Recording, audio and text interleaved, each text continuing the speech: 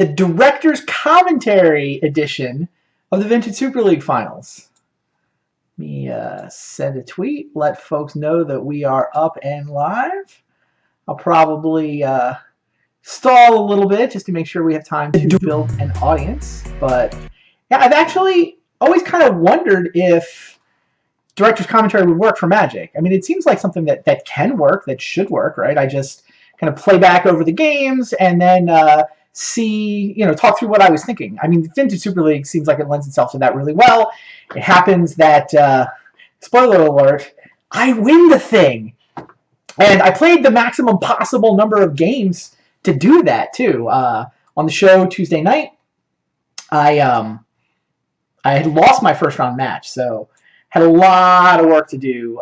Had to win on week 2, had just to stay alive to get to here, and then had to play in 4 of the 5 matches and no losses to give. I don't know. It was awesome. I mean, look, a lot of this is just me enjoying the idea of reliving that Vintage Super League win, kind of reveling in the fun. I know how the games turn out. They turn out well for me, so not exactly the most humble of streams that I have ever done, but I do also think that some of the things I was thinking about didn't get picked up by the commentary. Some of the scenarios I thought didn't quite get accurately reflected by the commentary. So let's try it, right? Let's see how this goes.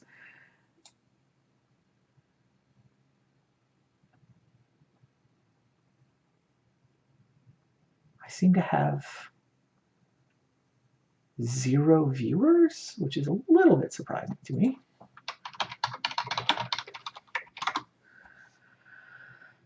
Yeah, I think this is the kind of thing that could be cool. I don't know. It's the kind of thing that, okay, great. I've got some viewers. Excellent. I don't know why it's telling me there's 0 viewers. I've got people watching. I'm happy to talk. Do I know why WotC completely failed at the marketing of Magic Duels Origins? What did they do to completely fail? Yeah, we should do a little Q&A. Let's do Q&A for, I don't know, 5 or 10 minutes. I just tweeted that I'm going live. Give the audience some time to get in before we actually dive into the gameplay. So I'm happy to do Q&A. I'm Randy Bueller, VSL champion. Ask me anything. What is it that they failed about Magic Duels Origins marketing? I mean, till today, no one knows when the game is supposed to come out. Magic Duels is out on iPhone, right? I mean, they announced that it was coming out on iOS, iPhone and tablet, at the point where it was coming out on iOS. I know that they probably didn't have a date for Steam, and it looks to me, just watching how it has played out, like they announced the date for Steam once they knew the date for Steam, and once they actually have a date for Xbox. They've said Xbox, right? I'm pretty sure they've said it will be Steam plus Xbox, or maybe it's Android, not Xbox. I think they just didn't know the date. I mean, these dates are tricky. Like, I know that when you submit a game to the App Store, for example, it goes through an approval process, and it's this black box of maybe they'll get back to you in a couple of days, maybe it'll be a week or 2, maybe they'll have something they require you to change. So I'm less familiar with the Steam process, but I mean, I was there when the original Duels of the Planeswalkers went through Xbox, and yeah, you have to go through an approvals process, and then once you're through the approvals process, they push you live really quickly. So the window of time between when you know the actual launch date and the actual launch date is usually really small. And that's what it looks like to me. I don't know that counts as completely failed at the marketing, but maybe that's just me. My favorite deck ever? Oh, it comes in late July. Yeah, it's probably something like that. And that, like I said, that's the Steam version. Is Young Pyromancer my new favorite card? Look, I'm still partial to my favorite deck ever. I think winning the Pro Tour was a bigger deal than winning the Vintage Super League. It's been a while since I got to win something like this. I don't even know that they quite compare, but Young Pyromancer is good. The card is not messing around. My favorite deck of all time has got to be the Necro deck, though, still. The deck I won the Pro Tour with, and Necropotence is just a card. I mean, it's not only do I have the memories of winning the Pro Tour with it, but it just suits my style of playing Magic. Like, I really like to trade resources, and kind of eke out an edge, eke out an advantage, and being able to just, trade creatures, kill creatures, and then pay your life to draw a handful of cards, and now I've got 7 cards, and you've got 3. Let's trade some more, right? And eventually you just wind up the last guy with all the resources. So I like that style of Magic. Favorite set of all time. I think that for me, it's probably Invasion, and it's Invasion because it's the first set I worked on after I joined R&D. Right, I came off the Pro Tour. They plugged me into the kind of early days of the Invasion development team, and they gave me they listened to me. Right, I mean, it was this guy coming off the Pro Tour, but I mean, I immediately got into the conversations and felt like I was able to really help that set be better. And I think that that set was a lot better than the previous block, which was the Mercadian Masks block. So like the jump from Prophecy at the end of the Masks block to Invasion felt like a big jump, and I felt like I felt like I was really able to help the game. I mean, I always said when I joined Wizards that my mission was to do my job as a developer well enough that the Pro Tour would still be there for me when I retired. And seems like it pretty much worked out that way. Which effects are applied in Layer 7A? I don't know. It's a funny story, though. When Wizards was interviewing developers to build the original version of Magic Online, and Chris Green was the guy who ran Leaping Lizard, which is the third party that built the first version. I mean, it moved in-house. Wizards took it away from Blizzard and dropped it onto an internal team relatively shortly after it launched. But anyway, way before that, they're interviewing teams to try to figure out, do they know Magic well enough to actually get this job to build the game? And my boss at Wizards for the longest time, Bill Rose, he's still the VP of R&D. Goes into the meeting, and they're getting started. It's like, do you have any questions before we get started? And Chris Green, who's the guy who runs Leaping Lizard, is sort of their head engineer. He's like, yeah, I have some questions about how the layering rule works when you have humility and opalescence in play, and went on to kind of explain, to demonstrate that he was kind of up to speed on everything. And Bill was like, yeah, we're done. You're fine. You guys clearly know plenty.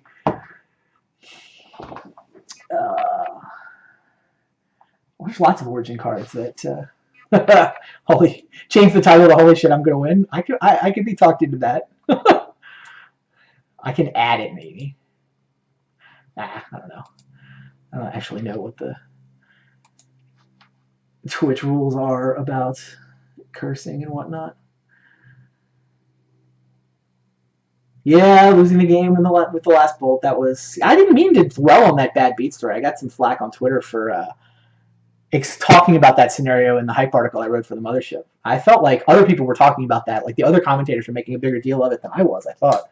So I didn't mean to dwell on a bad beat. It's just pretty interesting, right? It's hard to come much closer to winning a game. I mean, even if I wasn't involved, I feel like I would have set that story up the same way, right? It's a rematch of one of the closest games that can happen. I'm not really a believer in karma, but it's certainly hilarious that it came down to the second lightning bolt being good instead of bad. Invasion seems like a breakthrough Magic design. Agreed. Okay. Hello. 7 to 8 is characteristic defining abilities. Got it. All right. Why don't we get this started? I've got all my Gauntlet of Greatness stuff up just because those are just the overlays that I have handy for streaming with. So I'll just walk through my matches. This is the first match that I played on Tuesday night, so this is going to be the Losers Bracket semifinals. I don't know do we want the commentator volume low? It's probably just distracting, right? So what do we got going on here? Right, this hand is sketchy to me, right? 5 lands is not good.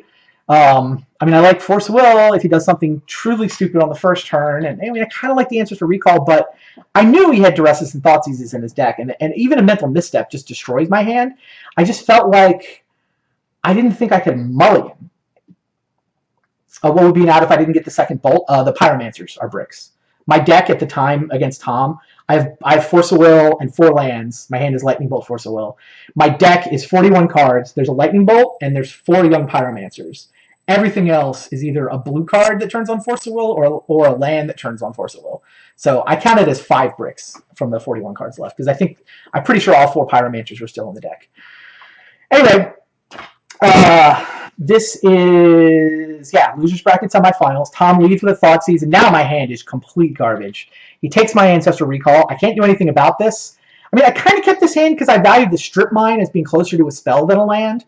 Like, if that Strip Mine had been another fetch land, I think I would have mulliganed this. I mean, it's right on the edge for me. No Vintage deck really wants 5 land. I mean, technically you can hard cast a Force of Will, but I kept it. And then, the Thoughtseize, I feel like I got punished immediately, and now I'm just, all right, well, let's play the game.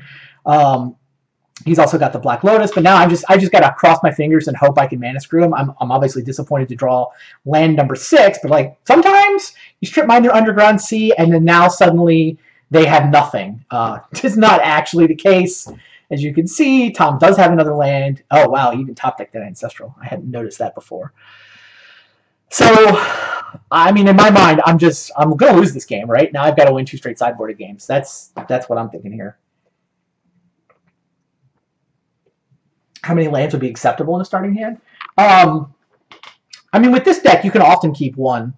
5 is bad. A lot of it is deck dependent, right? I like lands more than most people. I think that that's true in general. I think it's also true in Vintage. Turned down the input volume of my mic. I don't know how to do that on the fly. Yeah, I bought a new mic. Bought a new webcam, higher definition webcam. That may actually be. I heard a little distortion in the commentary as well. I will definitely look into that. I don't know how to do that on the fly, I guess. I mean, it's a Logitech webcam, right? There's probably a thing. I just don't necessarily want to bore you guys with me poking around. I'll try to talk a little softer. I draw the Gataxian Probe. I don't cast the Gataxian Probe because in my mind it's the blue card for Force of Will. But I think it has its value of turning on Force of Will in case Tom has like... If Tom goes for a Doomsday, I'm going to force it and just cross my fingers that that's all he had. That's why I don't cast the Probe there. But Tom's got everything. Yeah, I hear he's brainstorming. And some of this. I watched back some of these matches, mostly listening to the commentary. So I've seen... I didn't dwell on Tom's hand, certainly in this game, because this game, for me, I don't even think I rewatched this game. It was just like, I made a sketchy keep, and then the game went for a while, and we'll see what happens. Wow. Yeah, this is the kind of hand that I can come back against, right? 2 Force of Wills, 2 Luster Storms. He doesn't have the ability to take advantage of my complete lack of spells, though. All he can do is counter the stuff. So I go for the Pyromancer. He's going to Force of Will. Right, I think about forcing back here, and I think I decline because I don't have any fuel. I don't have any cantrips to fuel the Young Pyromancer anyway. I felt like at the time I was actually kind of happy he forced that because it meant to me that he wasn't ready to go for it. It felt like his hand was flawed, that he didn't want Young Pyromancer to resolve. I took that as good news. He's now down a Force of Will, which means I'm more likely to be able to stop him, and also just felt like, his draw's not great. So what happens here? I Cabal Therapy, and does he Flusterstorm? Or am I smart enough to play a land first? I don't even remember. If I right-click the volume icon, right. Oh, playback devices. Awesome.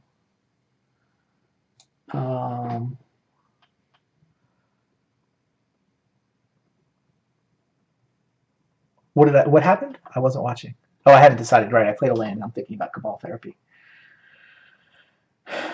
Oh, that's right. I decided not to Cabal Therapy because I felt like when he Force of Will by Young Pyromancer, I felt like he didn't have a hand that was ready to go for it. Like, if he could go for it, he would just let Young Pyromancer resolve and then kill me, right? But the fact that he needed to counter that Young Pyromancer, I took as evidence that his hand wasn't ready to do anything. And so I decided I would just wait on my Cabal Therapy. Like, if I draw another blue card, I can do the whole Gataxian Probe Cabal Therapy trick and still have my Force of Will ready. Yeah, and I was right. I was totally right about his hand. Wow, this is kind of great. My read of don't Cabal Therapy because his hand doesn't have the goods was completely correct, except he just gushed into a Doomsday. Right, and I think this is the point where he goes into the tank forever and winds up going Doomsday past the turn, which totally makes sense. Yeah, I've done nothing. He goes in the tank here for quite a while, so I am going to have time to figure out what's going on with this audio thing. So I right-click volume icon. So that's the situation, right?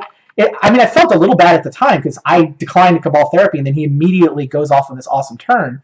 It's just, yeah, he kind of got lucky off the gush. I feel like the line that I chose, my read on what was going on in the game was defensible. I could have therapied it. I don't know if I would have even guessed gush. It would have either been gush or Force of Will. Actually, I might have said dude. See, the thing is, like, I wanted Cabal Therapy the Doomsday, except he clearly doesn't have a Doomsday. If he had a Doomsday, he would have already cast it.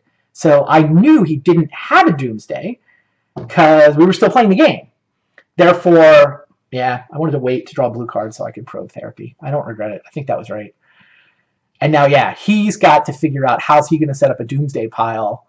He has to say, well, A, does he want to pull the trigger on Doomsday? That's his first question. And then the second question is, if he does pull the trigger on Doomsday, he's going to have to say go. He's going to have to give me a turn. So how does he set up a stack that can survive the fact that I'm about to take a turn, and then he's going to use his draw phase to get into the pile? It's pretty interesting, but he's going to go in the tank here for a little while. So, all right, right-click volume, recording devices, check, microphone, okay, and then what? Configure? Configure my speech recognition experience? That's not right.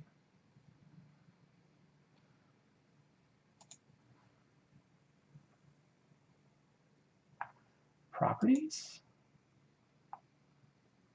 Use this device. No jack information available. This properties thing, does this help? Device is working properly. I don't see anything obvious. I want to turn down the input volume.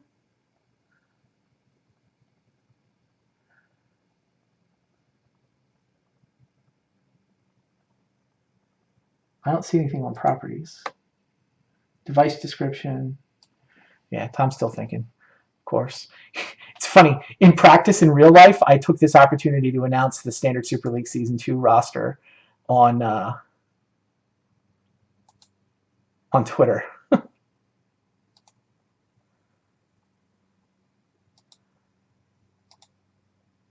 I don't see any way to turn down my input volume. I'm happy to follow other suggestions. I'm also trying to talk a little bit softer, but that's where we are. All right, so you guys think Tom blows this Doomsday? I don't know. I actually think his Doomsday pile is decent here. I mean, what winds up happening, he's got to set up a pile. He could Ritual into the Doomsday, or he could Lotus into the Doomsday. I think he keeps the Ritual because he's got a Tendrils of Agony. He can also gives him the ability to use the Lotus. I mean, the pile that he winds up setting up is a Lab Maniac pile. So he's got Ancestral Gush, Lab Maniac, Gitaxian Probe, and Mental Misstep. Those are the 5 cards that he decides on, that he winds up deciding on.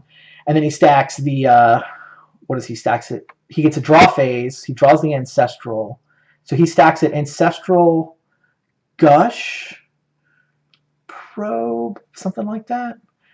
I mean, I know that the way this actually plays out. So the really interesting thing is that after he stacks it, he then ships the turn to me, right?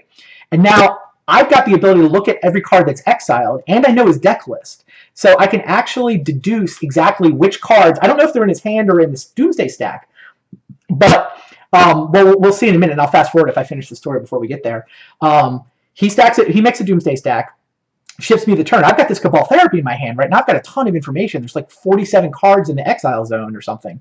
So I'm going through and I'm trying to figure out, and I'm like, okay, it's a Lab Maniac kill. I can see the Maniac. I mean, I can see that there's no Maniac in the exile zone. I can see that there's no Ancestral Recall into the exile zone. I can see that. So I know it's Lab Maniac. I know he's got a Gush. And the thing I figure out is there's 2 Force of Wills missing. Like, there's only 2 Force of Wills in the exile zone. So you'll see what happens when we get to my turn is, yeah. So he Doomsdays. I force because, of course, I'm going to try to force. I've got to stop this Doomsday and hope his hand's garbage.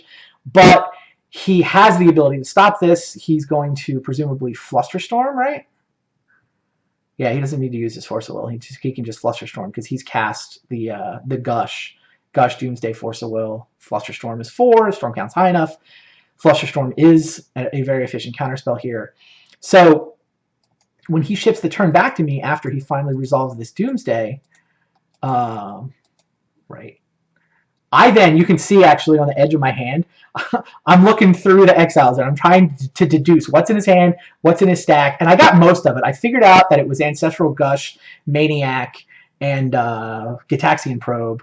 I did not figure out the 5th card, and at some level I got to the point where I realized, oh, there's 2 Force of Wills not missing from this exile zone, so clearly I'm going to Cabal Therapy Force of Will. He's probably got the Force of Will that's in his hand. I'm probably going to get to nail both of them with the Cabal Therapy. And note also that I drew a Dig Through time. So the other thing that's going on here is that I've got well, I mean, it's just subtle, but I have to figure out whether to play the land before or after I dig through time. And what I wind up deciding is, well, I need to Cabal Therapy the Force of Wills. I'm going to see, and you can see on this hand, Cabal Therapy naming Force of Will is amazing. Like, I didn't technically know if they were in his hand or in his Doomsday pile, but I mean, I suspected he had a hand of 2 Force of Wills, and kind of just all that information worked out great here. So this Cabal Therapy is going to nail his 2 Force of Wills. And yeah, here's Cabal Therapy.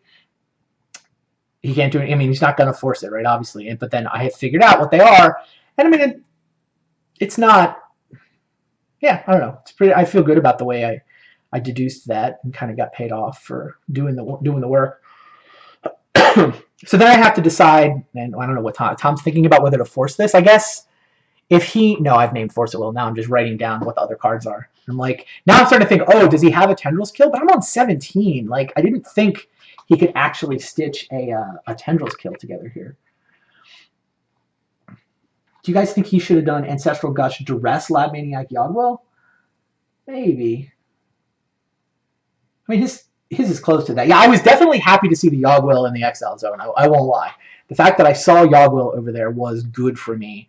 It meant that I didn't have to worry about him being able to run it back, and I didn't really have to worry about a Tendrils kill.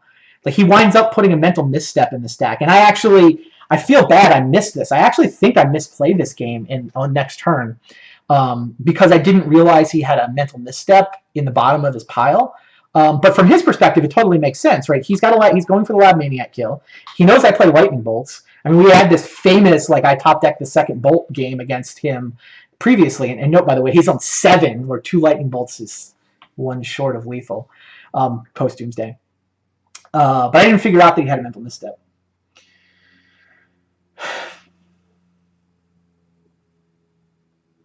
Yeah, looking through it, I mean, Ephro would have played it the same way as I would. I felt, I don't know, I felt oddly good about that. So now I'm going to dig through time. The only reason I paused here is to decide whether to play the fetch land before or after. I mean, I kind of don't want to reshuffle after I put bad cards on the bottom of my library, but I honestly don't know if I'm going to need red mana or black mana. So I figured out that I need to dig before I play and crack a fetch land. That's why I'm pausing here. And then what? Am I able to show the dig cards? Right, dig goes on the stack. You can't stop it. Did I see these dig? There wasn't. Yeah, I don't think I pulled them down toward the camera. There weren't a ton of good options here, right? I wind up with the Lightning Bolt and the Mental Misstep is the best I can come up with. Like, I wanted things that were going to matter right away. There was a young Pyromancer in there, and I'm like, that's not matter. I have to stop him from winning immediately. These are the cards that can interact. I'm like, okay, Lightning Bolt can kill a Lab Maniac. Mental Misstep can counter an Ancestral Recall. That's what I'm thinking. Oh, right. Time Walk was the pile he built. He built Time Walk into Ancestral Gush, Lab Maniac, Mental Misstep. That's the stack that he built. So now he's going to Time Walk, which, sure, whatever. Time Walk, okay. He effectively uses Time Walk to make his deck 1 card smaller. He could have used Gitaxian Probe to make his deck 1 card smaller, but he didn't want to pay 2 life and potentially open himself up to double Lightning Bolt. Fair enough. I mean, double Lightning Bolt beats this anyway. Maybe it doesn't matter. I'm not sure that matters. It's an opportunity where he could have maybe had a Yawgmoth's backup plan. So now I have to go into the tank because there's an Ancestral Recall and I have a Mental Misstep. So, like, what do? Like, you have a Mental Misstep, there's an Ancestral Recall. I know his last 2 cards are Tendrils and Dark Ritual, so I know I can counter this. The question is, do I want to? Like, if I let this resolve, he's going to draw the last 3 cards. I know it's a Lab Maniac and a Gush. And, I mean, now that I talk about it, I should have just taken the time to figure out exactly what the 3rd card was. Turns out it's a Mental Misstep, but I hadn't counted Mental Missteps. So, but I'm just like, I don't even know if he's going to have a Mental Misstep target for me. And my thought process is I just want the game to go slower, right? I want him to use his draw step to draw into the rest of his library so that I have time, so that I get draw steps. And I eventually conclude that by countering this Ancestral, I'm probably getting multiple draw steps out of it. Turns out I only get 1 draw step out of it. And I couldn't think of why this would be bad. Turns out Mental Misstep in the Ancestral is bad if Tom has a Mental Misstep to counter my Lightning Bolt. Like, Tom built a stack that beats me. I misplayed this. Takes me a while to think about it, but I came to the wrong conclusion.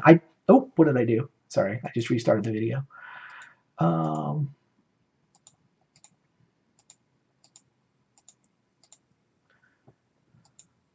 Yeah, I'm pretty sure I played this wrong. I wind up using the Ancestral Recall, saying I'll get at least one draw step and maybe a couple out of this. He may not even have a misstep target for me left in his pile. Slow the game down. This will be fine. And Eric in the commentary completely agrees with me. He's like, yep, you counter the Ancestral. That can't possibly work out badly. Well, I got rewarded. I drew the second Lightning Bolt. The thing that had destroyed me in my last game against Tom, the game 3 of the first round match, in fact, is great this time around. He draws Gush. He's going to Gush into the Maniac. Wow, he was going to say go again, wasn't he? I guess I did have multiple draw steps. Yeah, okay, so he built a stack that could Ancestral into Maniac, Gush, Misstep, play the Maniac, and then Gush. That was how he was going to kill me on the spot. But because I countered the Ancestral, I would have actually gotten an additional draw phase. Now that I see it from Tom's perspective, right? He's here. He's going to Gush into the Maniac and the Misstep. And I mean, kudos to him for putting a Misstep in the stack to stop Lightning Bolt. He could have put a Duress in the stack to potentially also stop Lightning Bolt. He could have put a Yawgmoth's Will in. That's the one where, like, maybe there's a stack that can actually win through me having multiple cards that deal with a Maniac by setting up a Tendrils kill. I mean, the fact that the Tendrils kill is a Storm kill is essentially, I can't beat it with permission ever because I can't deal with all the different copies of Tendrils. Not misstepping wins 100%. Yes, in retrospect, if I don't misstep, then I win 100%. If I didn't have perfect information, the misstep there is fine. But because I know his deck list and his pile, I should have figured it out. I should have figured out that there was a misstep coming, and that I needed that. The thing that was even more important than misstepping his Ancestral was misstepping his misstep of my Lightning Bolt. But hey, my deck bailed me out. I drew a second Lightning Bolt. It turns out I would have had one more draw step. I don't actually know what my next top card is, but he was going to have to say go here. If I hadn't top decked a Lightning Bolt, he would have said go and then hoped to kill me on his next draw step. So I had 2 draw phases to find an answer to a Lab Maniac, given that I used the misstep on the Ancestral. If I save the misstep, it's better. Well, we got there. So game 1 for the good guys. And that's a game, like, think back to the draw, right? Yeah, Ephra's analysis, it's the same flaw I had. I mean, to be fair, Ephra didn't have the ability to look through the stack and deduce the pile the way I did, and I had deduced most of it. Once I figured out the Force of Wills, I kind of stopped. Because, I mean, like, I felt like I'd been in the tank long enough, and there's, all these people watching, and I didn't necessarily want to go through every single card in his list. But it should have occurred to me that misstep was a card that mattered, and I should have counted missteps. Anyway, think about that game, though, right? This is a game where I kept the super sketchy 7, right? I kept Force of Will, Ancestral, 4 boring lands, and a strip mine. And then got my Ancestral Thought Seized immediately. So I'm just, like, you can imagine me sitting at home, sitting in this chair, actually, on the computer. I'm just like, oh my god, I can't believe I won that game. Super happy. Thank you, Lightning Bolt number 2. I loved you the whole time, I promise. Alright, we can skip ahead to the second game. Here we go. So my sideboarding, I don't have much for this matchup. I brought in a Pyroblast to be a little better at fighting permission, but my main deck's pretty good here. I do not bring in Grafdigger's Cage, even though he's a Yawgmoth's Will deck often, because I'm a Cabal Therapy deck, right? I can't Cabal Therapy with a Cage in play. I'm the Snapcaster Mage deck, so cages are pretty bad for me to bring in randomly. Like, you can bring a Cage in against Doomsday, and it's not terrible because it shuts off their Yawgmoth's Will lines. But you don't want to do it you don't want to do it with my deck for sure. So yeah, I mulligan. I don't remember these mulligan decisions being particularly controversial. We can go back and look at them. There's the 7, right? Oh, let me pause that.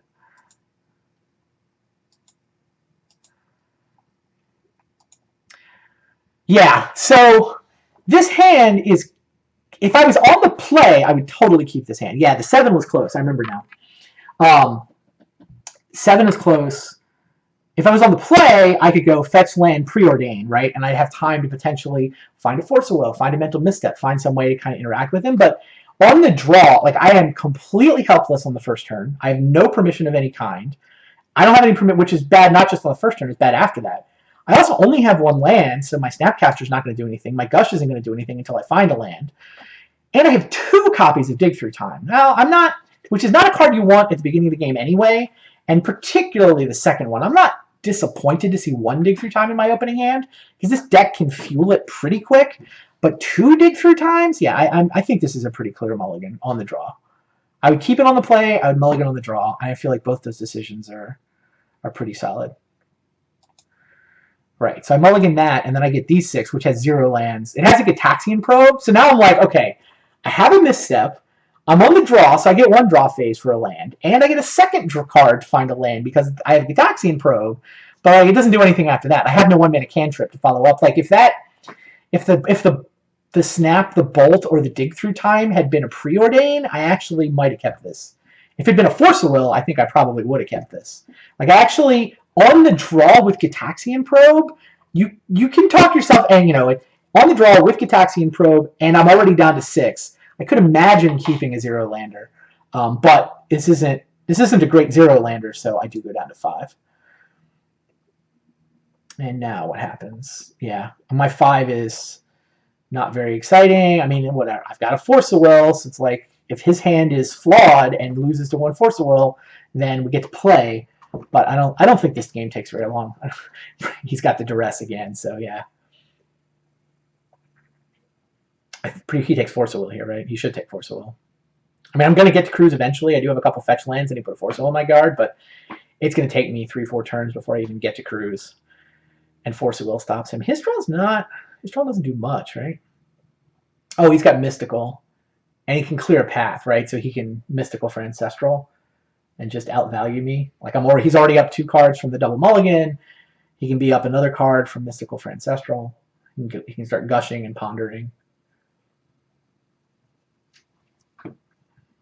So, well, let's play out, but it's not going to take very long.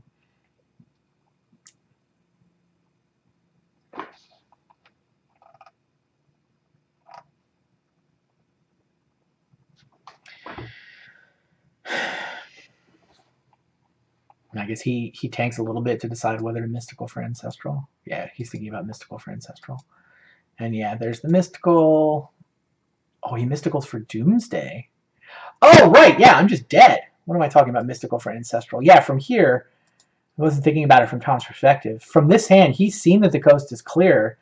He just Mystical Tutors for Doomsday, Ritual Doomsday, Gush into the cards. Yeah, this is a turn 2 kill for Tom. Man, I had completely blocked this out of my mind. His hand's great. I might get to dust my Doomsday skills off. I'm going to do commentary from Tom's side of this. Yeah, I'm in a weird way, I'm lucky that he got his great draw. He got his turn 2 kill draw against my double mulligan. Man, that was turn 1 duress, turn 2 kill you. You get a sense of what Doomsday is capable of. Yeah, and here, it doesn't matter what he stacks. Like, he's seen my hand. I haven't even had a draw step since he saw my hand, right? No, I've had 1 draw step. So the only thing, he doesn't know what this card is, because he duressed me, and then I drew this card, and then he's able to Doomsday with no backup, so he does have to be a little bit worried that this card is, what, a Force of Will, or potentially a mental misstep. But whatever. He's going to get, yeah, he gets Sapphire into Ancestral, into Black Lotus, Lab Maniac, Gitaxian Probe. That is the I have 0 mana, I want to kill you right now. I'm not going to bother playing around anything draw. And it works. So 1 for the bad guys. On to game 3. Don't change my sideboarding up. I mean, my sideboarding is, it is what it is. None of these cards do anything except the Pirate Blast.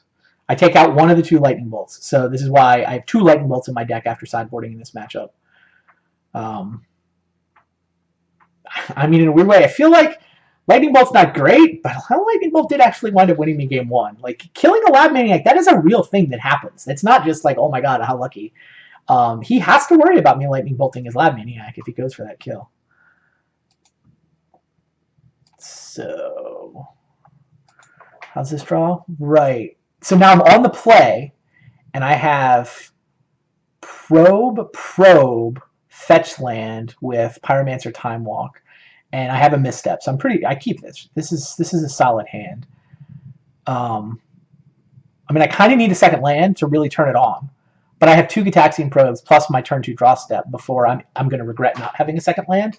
I'm a little disappointed not to have a 1-mana cantrip. Like, I'm hoping these probes will find me like a preordain or something to do on the first turn. Meanwhile, I'm currently writing down Tom's hand and seeing what's up. And it's like, all right, 2 preordains. Would love to be able to therapy preordains. Like, the dream here is that I probe into Cabal therapy, cracks Tarn for an underground, and get to Cabal therapy 2 preordains. That's what I'm rooting for as I do these initial probes. Like, all right, dig through time. That's not spectacular, but let's do the other probe, and this one will be much quicker. I don't need to write a hand down, just need to draw a card. I'm like, still no second land, and still no 1 mana cantrip, so I just have to shift the turn. And I see what I'm up against. Right? His hand is a couple of counters and a couple of cantrips, but it doesn't do a whole lot yet. He's going to probe me. I actually contemplate misstepping this because Tom is very good at using all the information. I ultimately decide not to misstep it because I'd rather misstep a preordain. Especially since I saw him with 1 land. Yeah, I think I let him preordain on the first turn and then later regret it. I feel like one of my ways to win this game is to have him never find lands, because he needs not only a second land, he kind of needs 3. Right? Doomsday, one of the hardest parts with the Doomsday deck is actually getting to BBB, to cast Doomsday. So I don't misstep the probe. It's the weakest of the cantrips. I'm like, fine, you get to see what my hand is. And part of the reason I let him see my hand is that my hand doesn't actually have anything that's any good. Right? My hand's not super exciting. It's not like I'm hiding a bunch of Force of Wills or things that he needs to play around. So I'm like, fine, all right, revealing this information is not that big a deal here. I think about misstepping this preordain. I should misstep this preordain and try to stop him from finding lands. I ultimately decide not to. I regret that decision. I mean, it's kind of close. Like, I'm worried that he's going to come up with an Ancestral Recall or a Fast Bond. Those are the cards that were going through my head that I was like, I mean, preordain is kind of in the middle of the range of what his 1-drops are. I also know he's got other preordains. I'm going to get another chance to preordain later, but I think I should have misstepped the first one to try to prevent him from digging for lands. I think he manages to not find lands anyway, but I think that's where we were at with this game. The scoreboard is out of date, by the way. This is game 3. Looks like Josh forgot to update that. Oh, right, he came up with a Sapphire, right. So I'm like, all right, you found land, but it's only a Mox Sapphire. You don't have a second island for your Gush. You don't have black mana. I'm definitely stopping Preordain. I do not want you digging for more mana. So I essentially got the chance. This turn would have worked out better if I countered the first one. He wouldn't have found the Sapphire and been able to cast the second one this turn. But, hey, top deck the second land, so my draw worked out. All of a sudden, I have the ability to cast all those 2-mana spells in my hand. And I can imagine time walking here, but I felt like I want to stick the Pyromancer first. I want to be able to time walk for more than just a cantrip, right? If I cast time walk, all I'm doing is cycling it. I spend all my mana, untap it, draw a card. All it does is cycle. But if I put a Young Pyromancer in play and then cycle my time walk, I get a 1/1 and an extra attack phase. And so I don't think it's particularly close. I think you're supposed to play Young Pyromancer first and then try to time walk where you're getting more value. I also, if I have 3 lands, then time walk makes mana as well. So that seems pretty straightforward to me. Now, the question is he going to force a will? I don't know if he's going to force a will. But I'm okay either way. Like, either I'm going to have a Young Pyro to start pressuring his life total, including following up with a time walk, or he's not going to have a force of will. I'm going to bleed his hand of 2 cards. The force of will, it's painful, right? It's not just the force. He also has to pitch a gush. I didn't know about the second gush at this point because my probe information is kind of wearing off. So I didn't realize he had a second gush. Okay, now he's going to preordain. He's still hoping to find lands. He's going to wind up duressing me too, but he doesn't mind if I misstep that preordain, yeah. And now he finds the underground. Now he can duress and he can gush. Man, this looks really bad for me. I do not like my chances from this position. He gets to duress me, so he takes my dig through time. I'm down to like a couple of dorks and a time walk, and I'm drawing a land. Land does let the Snapcaster start to get a little more interesting, but Tom chose not to gush on that turn. He'd already used his land drop, so this way he's leaving up Flusterstorm with this line, so this also looks pretty reasonable. What do I Snapcaster for? I know I have Gitaxian probes, so I can Snapcaster as a cantrip. Oh, I think I'll wind up saying go, figuring I'm leaving up Snapcaster with the ability to flashback Mental Misstep. Right. So the fork in the road for me here is I can Snapcaster main phase, flashing back Gitaxian Probe, which allows me to pay 2 life to draw a card. So essentially I play my Snapcaster as a cantrip. I'm also like, going down to 10, I'm starting to get into Baby Tendrils of Agony range. So I'm actually starting to not love the idea of paying life. I mean, I would have done it if I didn't have a better option, but I figured I'm just going to leave up Snapcaster with Mental Misstep. And if he doesn't give me a Mental Misstep target, like, it turns out he ran out of preordains just before we got this. So I don't get to Mental Misstep anything. But I'm going to play this 2-1 body with Flash, right? I'm just going to start attacking him with a Dork. And I don't know how optimistic I am about 9 attack phases, but let's start the clock, right? He's only got 2 cards left. I don't know what they are at this point, but yeah, Flusterstorm's not going to stop a 2-1. He ran out of preordains just in time for me to not get one with Mental Misstep. So, okay, 2-1 body. Charge. Now I top deck Cabal Therapy and kind of wish I had Gitaxian Probe. I knew what his hand was. 2-1 gets to attack. I can Time Walk. How do I do this? Do I Time Walk and not Gitaxian Probe because I might draw? Oh, no, I'm going to Therapy first. Oh, I think I know about the Flusterstorm. Yeah, I think I know about the Flusterstorm from the initial hand. I think that's what's going on here.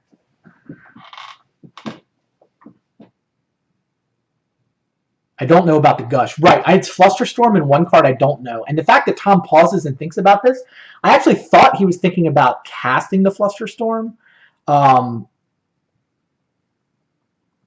Just to see if I would waste my mana. Like, if he casts Flusterstorm, I would not get... I probably don't pay. I probably just say, okay, fine, I was going to name Flusterstorm anyway. I'm going to spend my 2 mana on a Time Walk. But Tom talks himself into maybe I'm going to name Gush. I was not going to name Gush. Tom did not need to preemptively Gush there. I was going to name Flusterstorm. Because that's the only card. Because I knew about the Flusterstorm card. Yeah, I think his Gush there is actually wrong. Because now, when this therapy resolves, and I do name Flusterstorm, I get a lot more information. Right now I get to learn about Yawgmoth's Will and Force of Will. Whereas, if he just lets the therapy resolve, and I name Flusterstorm, all I learn about is Gush, which is going to turn into 2 cards I don't know if I ever get around to flashing back this Cabal Therapy. Yeah, I knew about the... I think Tom forgot I knew about Flusterstorm. That's the only way this play makes sense. If he recognizes the fact that from my perspective his hand is Flusterstorm and X, I think he lets that therapy resolve. But so now I may as well Time Walk, right? It's a cantrip. It's funny, like, I could flashback therapy by sacking Snapcaster, but I'd rather attack first, right? And who knows what my draw step's going to be. So my thinking there is, okay, I'll flashback there, I'll Time Walk, then I'll flashback the therapy, and hit the Yawgmoth's Will, which is the card I'm worried about in that hand. I draw a land, which means, interesting, now I can Snapcaster, flashback Time Walk, now hit him for 4, starting to get to relevant damage, and I still have the ability to flashback Cabal Therapy before I give him a turn and hit that Yawgmoth's Will.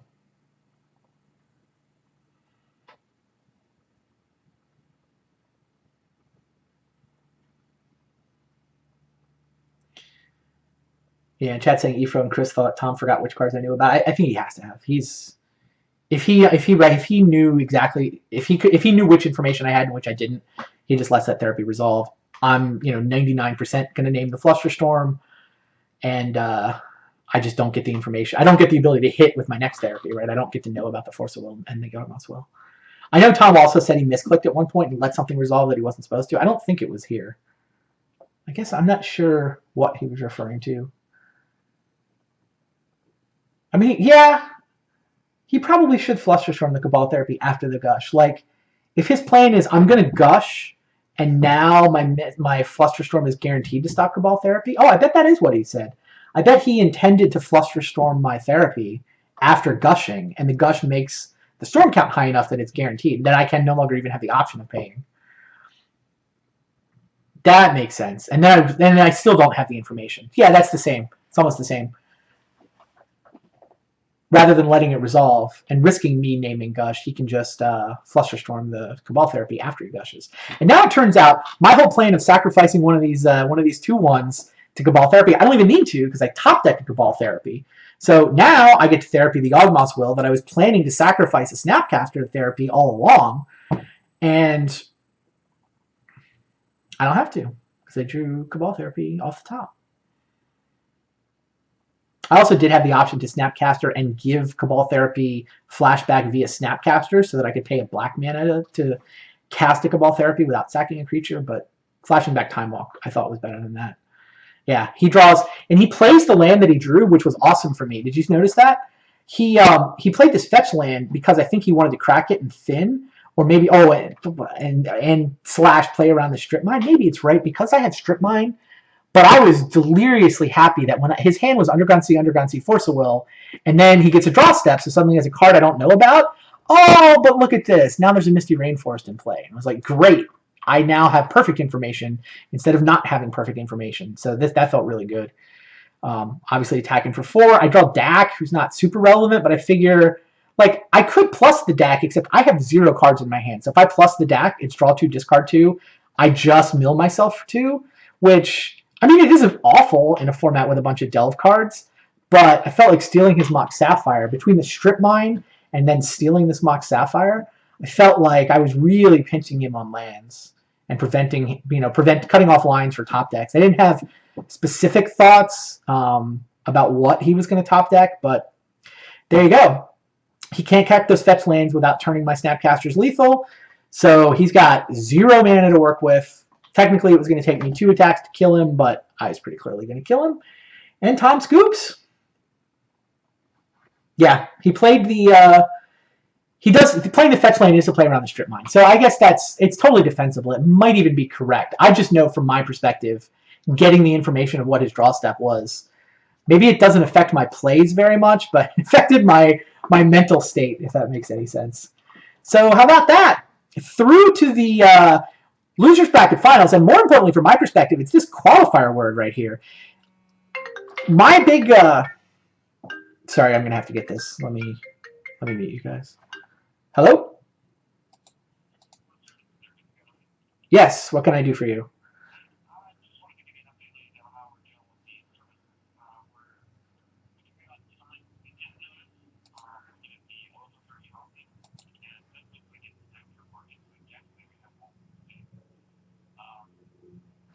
Okay.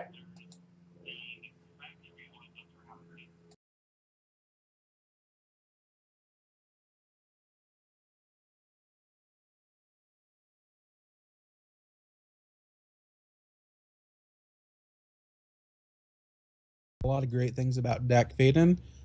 Rich Shea and I explained the secret to life and happiness, so I hope all you guys enjoyed that. And yeah, now we're back to Vintage Magic. On the top, we have Chris Bakula, aka also Tom Martell, playing Martello Shops. On the bottom, Randy Bueller on Grixis Cabal. Sorry, guys. I'll be back in 1 second.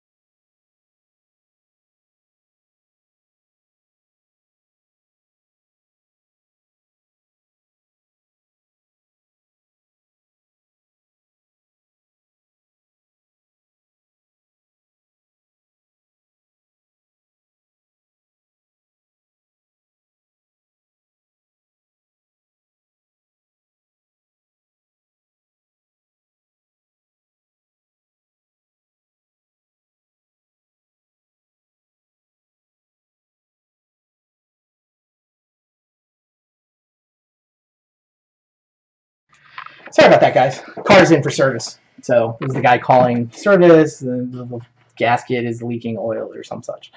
But that's why I had to take that call. All right, so we have defeated we've defeated Tom Martell, which means I'm not qualified for the Super League Championships in the fall. That was honestly my goal going into Tuesday night. I was like, look, I'm probably not going to win this thing. I mean, I'll give it my best shot. I really, really wanted to beat Tom. Not just because I wanted to beat Tom, and not even mostly because, I mean, sure, it's fun to beat Tom, I wanted the revenge for the match that I almost won in the first round. But I wanted to play the champs in the fall. I hadn't even, when I put that structure together, I didn't really even think about myself playing it, because I'm only really played the Vintage Super Leagues. I started the Vintage Super League to have a place to play Vintage. So for me, Super Leagues have always been about Vintage. But yeah, now I'm not going to be on full-time commentary. I get to play in the champs, so that is super exciting. And yeah, that's what that match was for. Tom will get to play the LCQ, and I would have gotten to play the LCQ if I had lost it. But I was super excited just to have qualified now. Like, for me, the rest of this is just gravy. Pyromancer. The rest of this is just, all right, let's see what happens. I've got my Pulverize deck ready. Let's see if I can beat another Shops deck. Now, this hand, what happens in this first game? Oh, this is the one where, like, my clock, it looked to me like Chris's clock was running, and in fact, Chris had already kept his hand and my clock was running, so I sit here for like, oh, it must not be this game. It must be a different game. Maybe I already skipped that. All right, he goes Chalice 0. Oh, this game. Oh, God, I remember this game. Chris's draw is Chalice 0 on the play, shutting off any Moxes, and yes, I have a Mox Sapphire, so I'm like, okay, that's annoying, but what else you got? Like, I've already mulliganed. I've got a 6-card hand. I've got, Cataxian Probe, Cabal Therapy, Snapcaster, which I would be excited about, except against the Shops opponent. It's like Shops on the play. He can play a Thor, he can play a Sphere, he can do any number of things to just prevent me from ever being able to cast spells. So I'm like, all right, Chalice 1, that's annoying. I'm now down 2 cards. Now I have a 5-card hand because this Mox Sapphire is turned off. And then I'm like, seriously? Chalice 1? So, like, from my perspective, he's gone turn 1, Chalice 0, Chalice 1 off a workshop. I'm like, this sucks. My hand has 1 card in it now. I have 2 lands and 1 spell, Snapcaster Mage. But then I'm like, okay, DAC, whatever. Like, all right, play a land. I'm just feeling completely helpless. And I actually thought this game was closer than it looks, because he plays Wormcoil as his follow-up. And now I'm looking at this and I'm like, okay, it's not a Lodestone Golem. He's not played a Thorn or a Sphere. And the Shops deck doesn't usually have that many threats. Like, there's so much mana in those decks that they have like 1 or 2 resistors and 1 or 2 creatures. So I'm like, okay, he's played 2 resistors and a giant fatty, and you know what? I'm still in this. I'm perking up a little bit saying, Dak can steal a Wormcoil Engine, and most of the spells in my deck are impossible to cast because of those 2 Chalices. And it's game 1, so the Chalices are permanent. There's nothing in my deck that gets that Chalice of the Void on 1 off the board. So I'm like, well, I mean, I need land, so I'm going to DT for land. The best land in my deck happens to be a Strip Mine. And Strip Mine, it even turns off his answer to Dak Faden, because his answer to Dak Faden is Homeward Path. And I have a Strip Mine, so I'm like, oh my god. He Chalice 0 and Chalice 1 to me on the first turn, but I'm going to be able to Dak and steal his Wormcoil Engine. So I'm excited about this game. I'm up on the edge of my seat, and you went back and watch the commentary, and Eric and Rich are just like, yeah, this game's over, because they can see the Thorn in the Sphere. I don't know about the Thorn in the Sphere. I'm like, we played 3 turns. No Thorns and Spheres have come out. I feel like we've gotten to the point of the game where he probably doesn't have a Thorn or a Sphere. I'm going to get to steal Wormcoil Engine with Dak Faden. This is going to be glorious. I'm going to win through Chalice 0, Chalice 1. I'm going to play 1 spell, the only spell I can play in the game. I'm going to win the whole game. This is amazing. And then I see the mana numbers start to go down, and I'm like, he's playing something with an X in the cost? Oh my god, he's got a 3rd Chalice. Tell me this is not happening. Tell me he's not going to Chalice 3. How can this possibly be happening to me? And it's Chalice 3. No Dak Faden. And this spell's going to hang out on the stack for a little while, because here's what's going on my side. I'm just like, no! And I literally stand up, and I walk away from the computer. Like, I pretty quickly started laughing instead of being mad or frustrated. Because, I mean, on the one hand, I'm already playing with house money because I won the invitation to the fall. I won the match that was the biggest match in my head. And just like, okay, these things happen. Like, this is what the Shops deck does. It's just the particular way that I thought I had lost this game felt just kind of crazy unfair. I felt like I'd survived the initial flurry of action. Now that I see the hands, I realize it wasn't anywhere near as close. Like, I had no reason to be excited.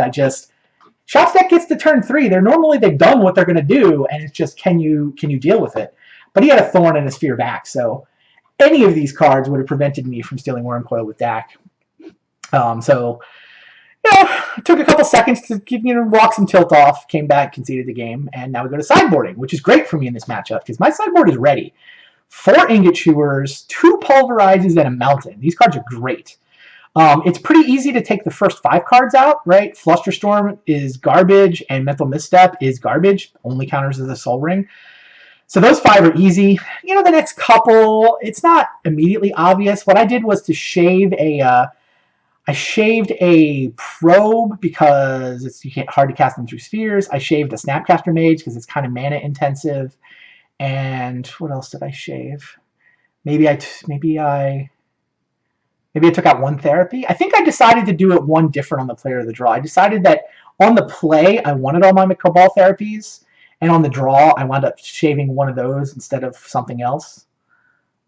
I don't remember what the last card was, but I mean, that's kind of where I was at. It was like Therapy on the play where I could name Lodestone Golem felt pretty good. Therapy on the draw, I felt like he was going to already have done whatever he's going to do. And so I just needed to have... didn't want my hand clogging up with a bunch of cantrips that I couldn't play because I'm trying to sort of survive through spheres. Anyway, Snapcaster came out in all of the... Snapcaster definitely came out in all of the... both on the play and on the draw. I mean, I was leaving some Snapcasters. Maybe I'm supposed to take out all Snapcasters? Is it just worse than Probe? I feel like I get to attack with something. I also, because the way I'm gonna play long games after sideboarding, right? I know that I'm playing this Pulverize deck. 2 Pulverizes. The games that I win are games that are going to go a while. So I feel like after I've blown a bunch of stuff up, the Snapcasters start to value. And with all the Ingot Chewers, I also am able to kill more of the spheres and things. So I was more shaving numbers off of the more mana intensive stuff like Snapcaster, but I'm not sure there's any one that they all come out of. The bolts, by the way, are great because they kill Lodestone Golem. Right, so this is the draw where Chris decides to live in fear of Pulverize. No, this is the draw where I get to Pulverize. And so I look at my draw, and I've got a Pulverize, so I'm happy. I've got Force of Will, I'm happy. 3 lands, I'm very happy. So I can see, I don't have any offense, but that's fine. Okay, work my way through a cantrip. I remember thinking this looks like a Pulverize game to me. Right? Right. I see Mountain, Force of Will. The Force of Will, I decide, well, I mean, I can force pitching Force so that I can keep the Gush, which defends against Wastelands and gives me card advantage in the long game. The basic Mountain is the tricky one. Like, I kind of want Mountains for this Pulverize, but I already have 3 land in my draw, so I kind of felt like I wanted spells. Like, with 3 lands... I'm still not sure if I was supposed to keep Vexing Mountain on the top or push it to the bottom. I wind up pushing it to the bottom, basically because I decided I had 3 lands. I had a Gush, so I basically have like 5 land drops covered in a way. So I decided to push the Basic Mountain, and I decided to keep the Force of Will because it allows me to turn the Gush into a spell rather than a pitch card. If I need to counter things. I'm like, okay, Soul Ring, Emerald, this Pulverize is looking better and better, right? And then it's Sphere. So I have to decide, am I going to Force of Will the Sphere? Or am I going to build up to a big Pulverize? And I'm pretty sure, yeah. I'm like, okay, this is actually playing into my hands just fine. He's going to slow himself down a little bit with these spheres, and I don't have anything to do right now anyway. I have a Force of Will to make sure nothing disastrous happens, like a giant creature. And I'm just going to build up to a Pulverize and sweep the whole board away.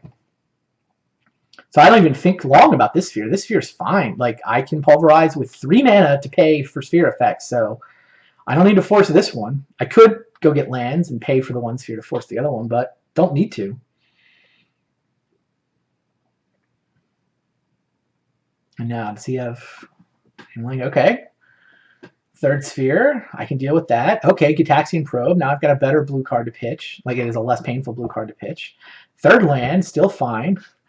He's going to pay for Mox Pearl because he's a little mana tight. Now I'm just like, oh, this Pulverize, so good.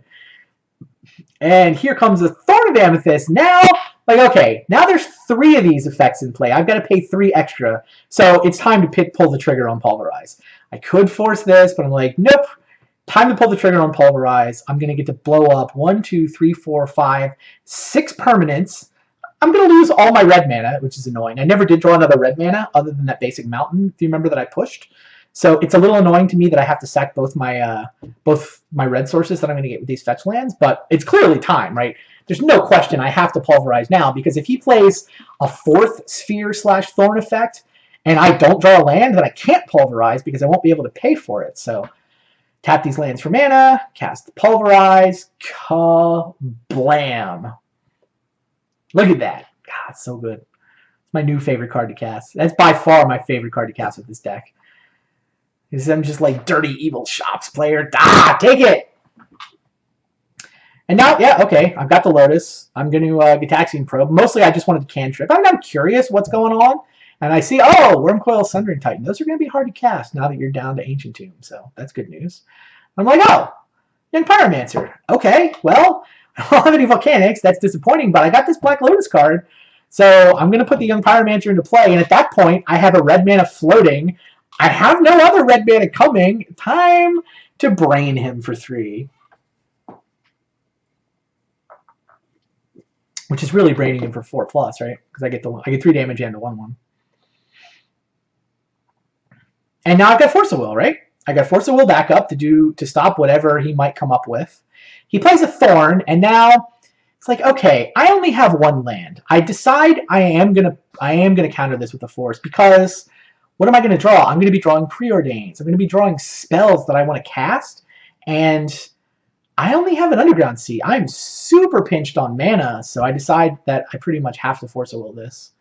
I forget, I pitch the Gush, because I'm like, well, if I draw a land, that's just good news. I'll keep the Force of Will, so if I don't draw lands, at least I'll be able to do something. I draw a second Young Pyro, which I can't cast, but, I mean, he's at 13. His only land is an Ancient Tomb, which hits him for 2 every time, so I'm feeling pretty good about this game from here. I mean, I'd feel better if that Pyro was a blue card, but, yeah, feeling good. Now he blanks, I draw a land, now I'm just feeling great. This game should be easy from here. 1, 2, 3, 4. Still probably would have rather had a blue card to just kind of counter the first answer, but I don't know what he's going to do from here, right? He has Ancient Tomb. Like, Triskelion could potentially get a Shops player out of a scenario like this, except Chris doesn't have Triskelions, so there you go. We lost the first game to the Triple Chalice on the play draw, but Pulverize did exactly what we put it in the deck to do there, so no artifacts for you, sir. And now we go back to sideboarding. I remember I changed something up. I decided to take out the 3rd. I don't remember what I cut, though, instead. It might have been the 2nd Snapcaster. I don't remember.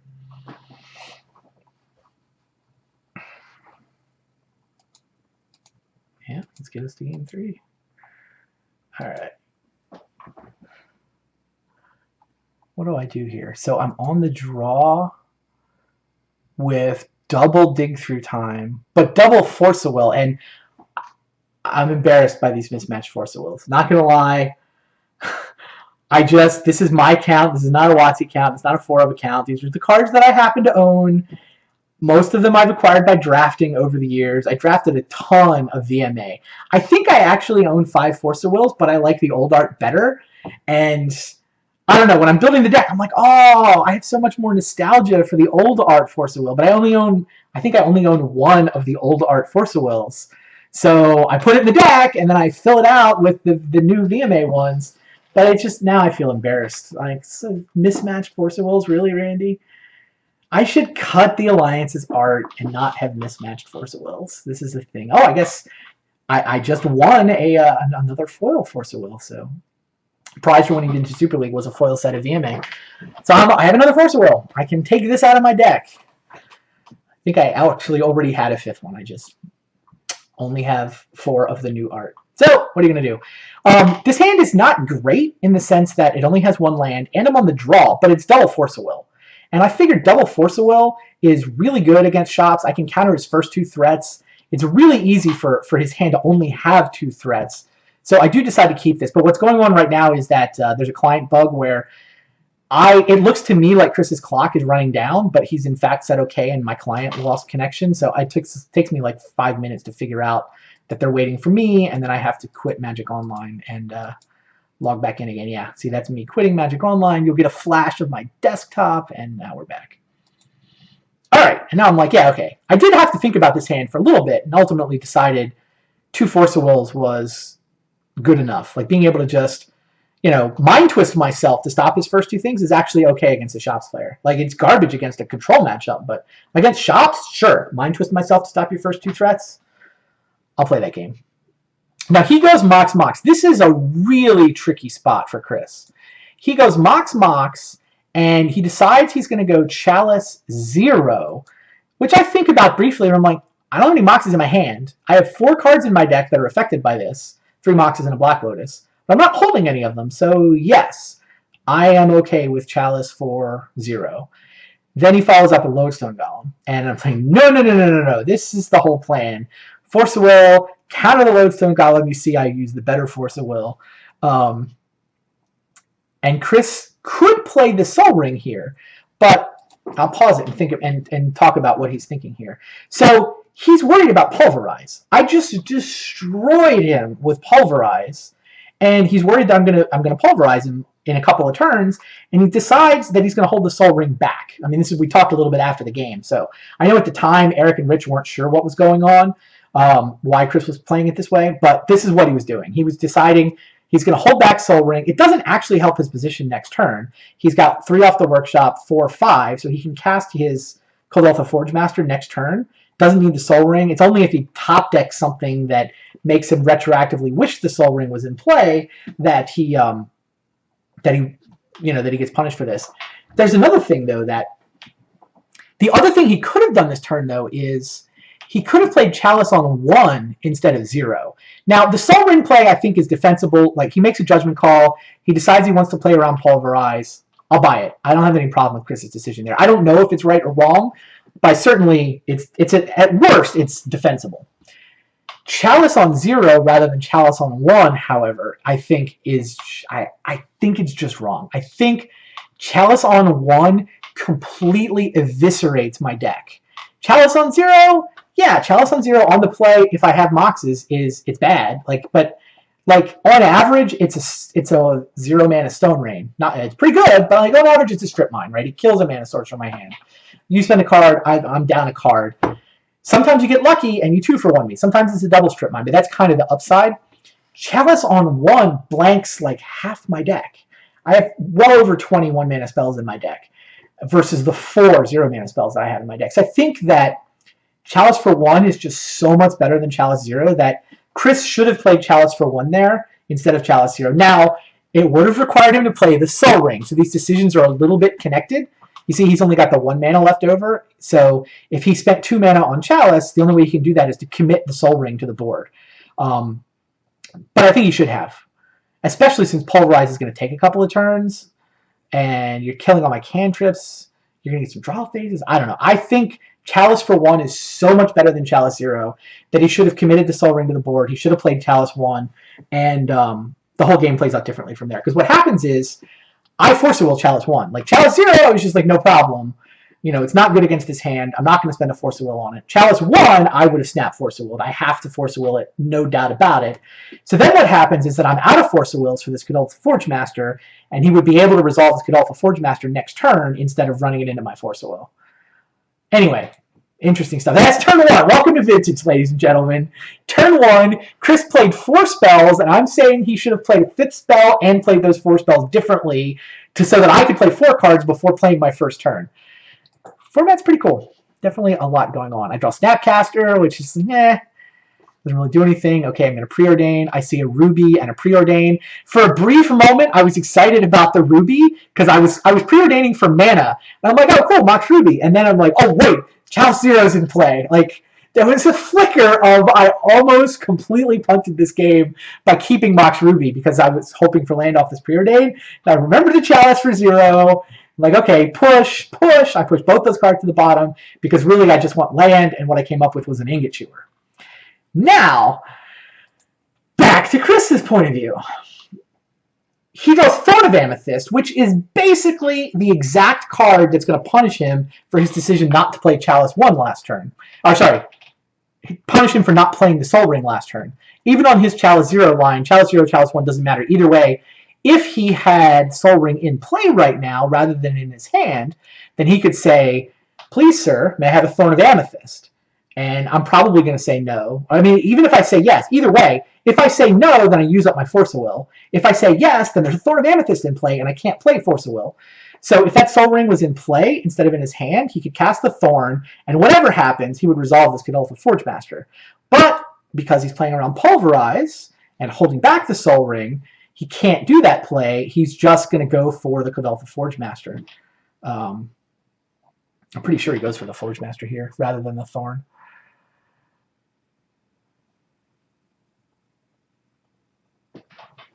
Super interesting game. I don't know. I feel like I get some credit because Pulverize led him down this incorrect path. Yeah, so he goes for the Forgemaster. I'm going to force it, of course. I am pinched on mana, so Snapcaster is my pitch card here. One land will turn on Dig Through Time. I probably need multiple lands before Snapcaster does anything good. Pretty sure I pitch Snappy.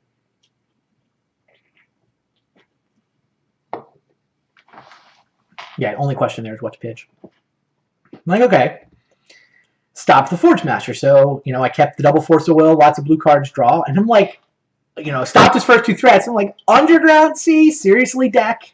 That is the other Underground Sea. I mean, it could have been an island. Granted, there are two lands in my deck that don't tap for red mana at this point. All the fetch lands get Volcanics, then there's the Volcanic and the Mountain.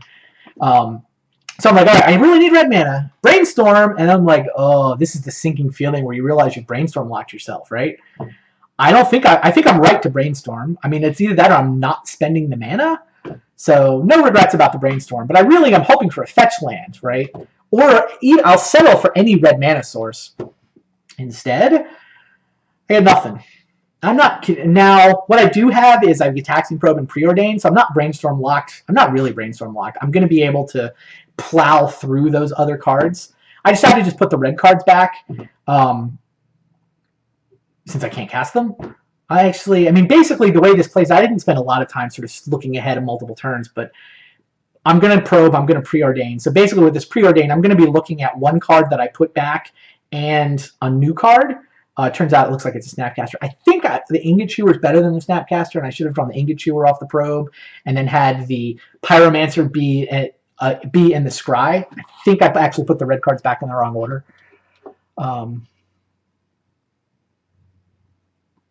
But yeah, mostly I just know that I have to go find lands, and I didn't spend a lot of time optimizing for that.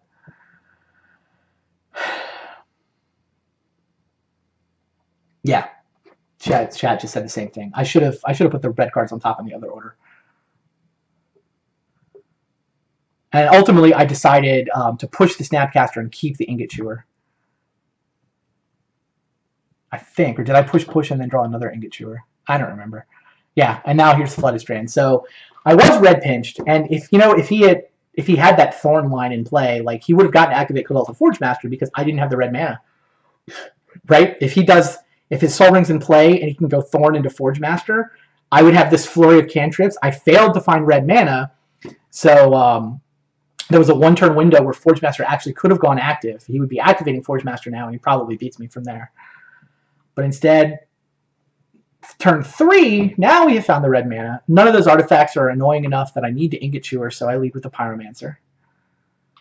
He plays Revoker, which is kind of annoying. I mean, I have Dig Through Time, though, and like I clearly, at this point, I feel like I've survived the initial blast. My 2 Force of Wills have neutered his draw. My Demonic Tutors. Now, like, I have so many options at this point as to how to play this. I can't attack into Revoker because I don't want to trade Pyromancer for Revoker. So I wind up deciding that I want to spend 1 mana, just get the Revoker off the table. Just let me start attacking. Like, Pyromancer's not going to take that many turns to kill if I get to turn him and all his creatures sideways every turn.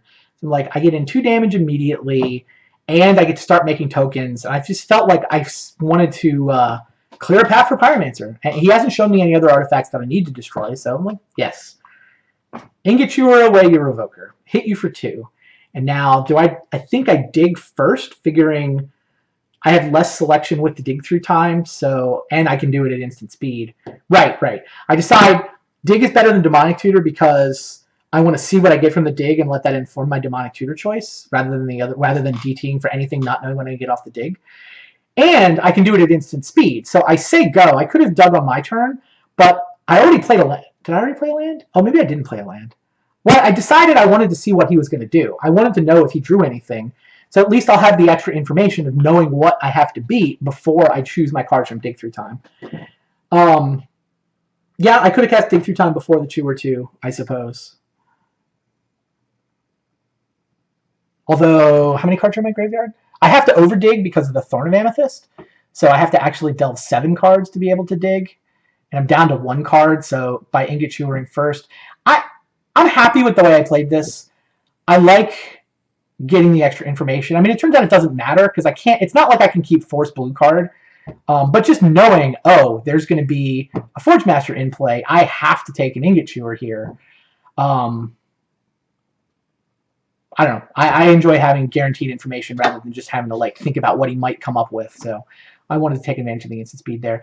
Now, the commentators are talking about Pulverize here, and I actually think Pulverize is better than I gave it credit for. At the time, like, I only have 1 red source, so I have to keep, if I keep the Pulverize, then I have to keep an additional land, and then I'm going to blow away all my red lands. It's like, is this really? I want to sack all my access to red mana, and both the cards from, including both the cards from this Dig Through Time, to blow this up. I'm like, I can just keep an Ingot Chewer, still have red mana, and just be a happier person. I wind up deciding to keep a land anyway, so that's why I took the Ingot Chewer rather than the Pulverize. Although I look at this board now, I'm like, I could have blown up 2 Moxes and a Thorn and a Chalice Zero that isn't doing much, but 2 Moxes and a Thorn in addition to the Forge Master. Maybe I should have taken land Pulverize. I wind up deciding to take the land anyway because there's a Thorn in play, and I want to be able to Chewer and Demonic Tutor. So I decide I really want to have 4 land next turn. Of course, I top deck a land just when you don't want it. So it looks terrible that I took land off the Dig Through Time. Like, it didn't work out.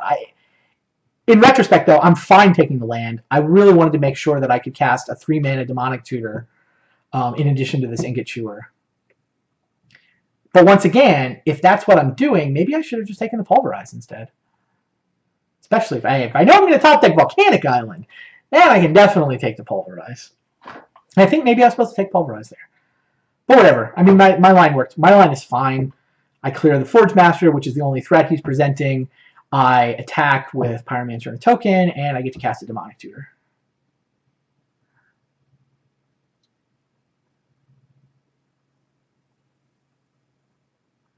Dig should have been main phase for Strip Mine. Yeah, Strip Mine is probably the one card that would make me wish I'd done it main phase. I wasn't thinking about the fact that a Strip Mine could nail his Workshop, but I had in fact not played a land that turn, so Eric might be right that I can dig for Strip Mine and strip his Workshop. That's actually a pretty good line. I use my 3-mana Demonic Tutor here. I just take Dak. I'm like, whatever he does, I'm going to be able to steal it with Dak, and that's going to be awesome. I mean, I don't have the game locked because he's still on 15, so he's going to get, another draw phase or 2. But Dak's amazing against his deck. He can't really kill it. I'm going to get to steal something. Then, assuming I have a turn to use the plus ability, I'm going to get to steal something else. Yeah, I think digging main phase for Strip Mine is probably better than my line, and I think taking Pulverize and Armageddoning my red mana in order to destroy his entire board would have been worth it. Yeah, he would have been down to exactly Mishra's Workshop. I don't think I took stock of the fact that his draw only had the 1 land. I just wasn't really what I was thinking about there. All right, I will be right back. My daughter just got home from camp. I can let her in.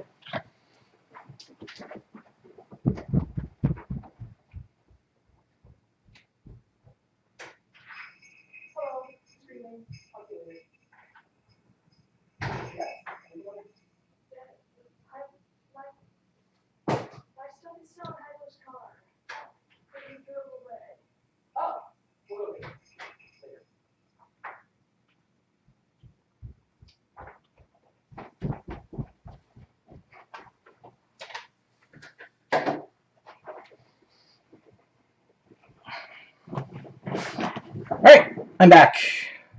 Do I still win this game? Pretty sure I still win this game. Yeah, it sounds like with perfect hindsight, there's a couple subtle ways I probably could have played this game better. Chris, I'm sure at this point regrets his line. I don't know. I mean, his line didn't work out. That doesn't mean his line was wrong. But the Chalice won. I think his line was wrong. I feel like it's a little bit of a gift that I'm in this game.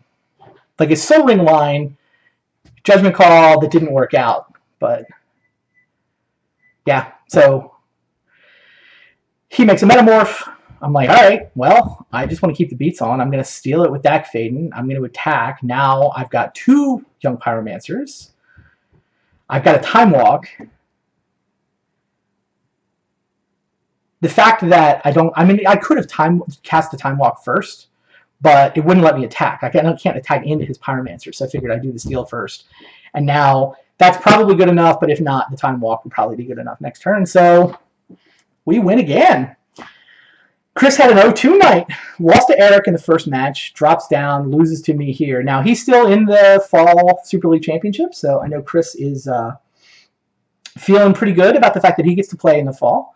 That will be fun. And now I get to play Eric in the finals, so let's cue that one up.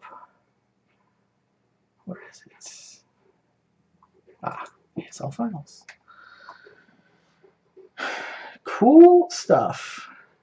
Yeah, hardcast Ingature is fun. I wasn't quite to hardcast Ingature, but I have definitely done that, and it is awesome when you can hardcast Ingature, for sure. All right. Championship time. And now here, it's funny. I'm not even thinking about winning. Like, it's Eric. He's the #1 ranked player in the world. He won Vintage Super League last year. He has crushed Vintage Super League so far this year. Like, he's the best player in the league. He's got a great deck. And I have 0 experience in this matchup. Like, I have a lot of experience in Vintage, and in theory, the matchup seems fine. But I have no practical experience on how my cards actually interact with what he's up to. So, just like, for me, it's let's play. I get nothing to lose. It's like, I don't know. I actually think I play better when I'm in that situation. I'm just like, let's see what happens. Okay, Cabal Therapy. He's going to misstep. I would have named Force of Will. That's usually my start with him. No, I wasn't. I decided I was going to name Landstill. I decided against his deck, just looking at the deck list, literally the first turn I've ever played with my Grixis Therapy deck against the Landstill deck, I decided if Therapy resolved, I was going to name Landstill. Because I don't want to let him ice the game. Like, my deck is all cantrips. I want to just be able to run through my cantrips, build up my graveyard, cast my delve spells. So I decided Landstill was the card I was most scared about. But he had a misstep, so I never got the chance to name it. So I have Lotus, but I have nothing to do with it. Like, I actually could have, play Snapcaster to flashback Therapy, but I don't know his hand yet, so I just decided that doesn't actually do anything. I commit the Lotus to the board, both because Standstill could stop me from playing it, and because it gave me Flusterstorm. Not that I thought there was anything I could Flusterstorm on turn 1. Like, hypothetically, I might sack Lotus to Flusterstorm a turn 1 Ancestral. But now, Gitaxian Probe, I'm like, ooh, with Therapy in the graveyard, Gitaxian Probe is exciting. He's got another misstep. Got it. And now, I seem to remember, this game gets weird, right? Because I have the ability to Snapcaster, draw a card off Gitaxian Probe and Cabal Therapy. But I also have this Flusterstorm, and so I talk myself into, I really want the information about what's in his hand because of the Cabal Therapy. I want to know what's going on, and I have this Flusterstorm where I can use the Flusterstorm in the Mental Misstep, which means I'm effectively trading Flusterstorm for Mental Misstep. I get a card out of it, right? My Flusterstorm turns into a draw off the top. So by Flusterstorming his misstep, I get the information about what's in his hand, and I also get a card off the top. So I get to resolve Gitaxian Probe. Essentially, I turn my Flusterstorm into a Gitaxian Probe here. And so I decide that's a decent use of a Flusterstorm. And there you go. The problem with this is I'm thinking because of the Snapcaster, I could have gotten the information about what's in his hand by flashing back Gitaxian Probe with Snapcaster. I think that might, and then I still have the Flusterstorm. See, I'm not sure if I navigated that one correctly. Yeah, I wind up, so how do I play this? Do I still go ahead and sack Lotus for Snapcaster? Like, I can sack Lotus for Snapcaster, Snapcaster Gitaxian Probe, get a random card. Yeah. So I can Snapcaster, I can give flat, oh, I snap for red. I decided to go Young Pyromancer. So I wind up completely changing my mind about how I'm going to play that turn. Like, my plan when I got the information was Snapcaster, Cabal Therapy.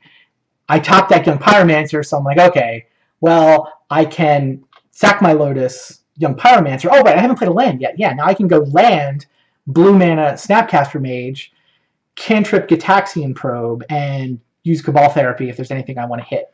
So it all works out.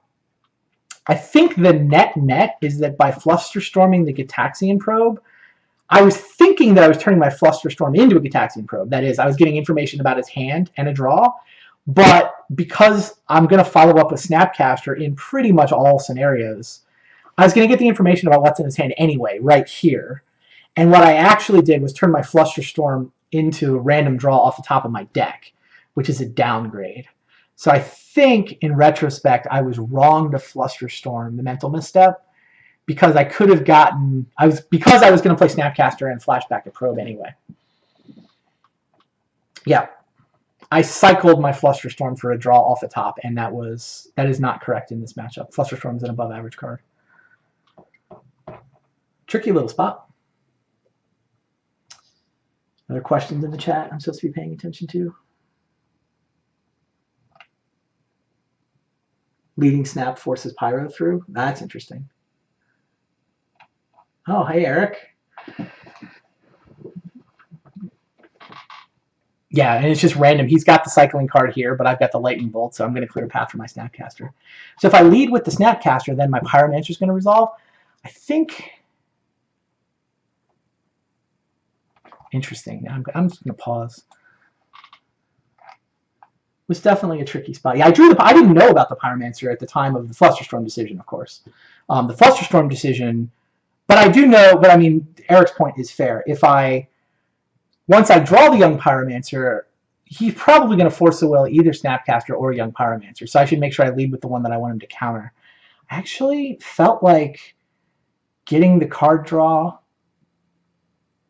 Like, Snapcaster is a cantrip. Pyromancer is better. You're probably right. I think Eric's right. I should have led with the Snapcaster to bait the Force of Will.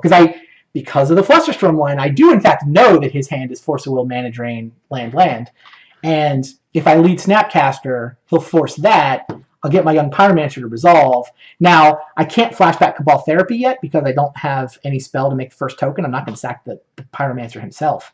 But I'm set up for the next spell. Also, because I saw his hand earlier, I know that his hand is actually 2 lands anyway.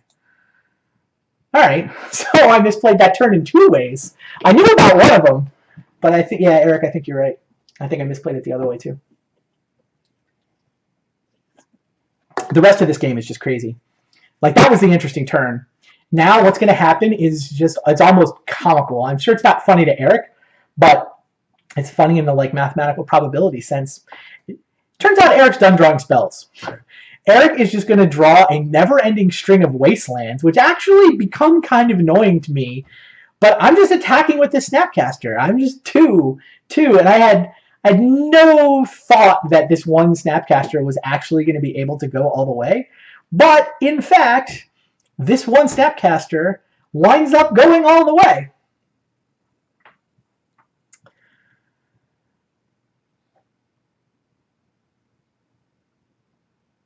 Chip away for 2. Yeah, chat's asking whether we know he was going to counter the Snapcaster. The thing is, I know he's going to counter the Pyromancer, so I should lead with the weaker one first. It doesn't matter if he counters it or not. I should at least give him the ability to counter it. I should lead with the weaker of the 2, and I think the Snapcaster is the weaker of the 2 in retrospect. I mean, maybe he won't counter it, but okay, fine. Are you going to counter the Pyromancer? No? Okay, well... I'm going to Gitaxian Probe and Cabal Therapy now, and I'm going to have Pyromancer in play. Anyway, Time to crack fetch lands. Time to. I'm hoping he's drawn nothing, right? I'm hoping there's no reason to say go and give him more draw phases to come up with a counter for this dig through time. So I'll just dig main phase. Oh, he's got nothing. Awesome. Well, I've got what, 3 cards in my yard? One of which is a Cabal Therapy that I know about the Flooded Strand. I don't think I know about the Strip Mine. I forget whether I knew about the Strip Mine. I think I only know about the Flooded Strand. But I'm not going to Therapy Blind, especially not with a Snapcaster. I might Therapy Blind with an Elemental token off a Pyromancer since it replaces itself. Yeah, is this deck a Snapcaster aggro deck is the question. It's more of a Pyromancer aggro deck. It is what passes for an aggro deck in Vintage these days. It's like an aggro blue deck, so. Snapcaster got his beat on Tuesday night. That's pretty true. I definitely got a lot of hits in with Snapcaster. It's usually the Pyromancer who's cleaning things up, but I mean, having a 2/1 that can randomly attack, it's not irrelevant. And I mean, it's legit card advantage. Like the 2/1 body is relevant enough that he's a blue card, he's a card advantage card. I got an Ancestral off my dig. My lands are still disappearing. I'm like, no land, seriously? You know, I mean, Eric's draw is obviously worse than mine, but I was a little frustrated that he just kept drawing Wastelands. And now, like, I can't even gush because I don't have 2 lands. Like, I finally drew the gush after he wastelanded me down to 1. It's like, give me the second land. And then, you know, if any future gush, I'm thinking any future wasteland I'm going to be able to gush my way out from under. But I can't come up with a land. So the gush was just after the nick of time. The probe is not going to find a land. But the Snapcaster just keeps going. And obviously, I'm sitting on 4, so we'll misstep here. So I'm starting to feel like I can legitimately win the game with this Snapcaster. Right at this point, my land situation is obviously annoying, but I do have a creature capable of winning the game in 3 attacks. I have a Lightning Bolt, if I can find a mana, and I can counter a 1-mana spell plus another spell. Yeah, this is a Delverless Delver deck. That is not a crazy way to think about it. Basically, take a Delver list and take out the Delvers and put in Cabal Therapies instead. That's approximately where I'm at. Now, you have to add black mana. Like the typical Vintage Delver lists are only blue-red. So, in fact, I have 3 Cabal Therapies, and I also have a Demonic Tutor for black. Strip Mine. Yep, down to nothing with a gush in hand. Down to nothing. Draw a 3-mana spell, but keep going, Snappy. You can do it, Snapcaster.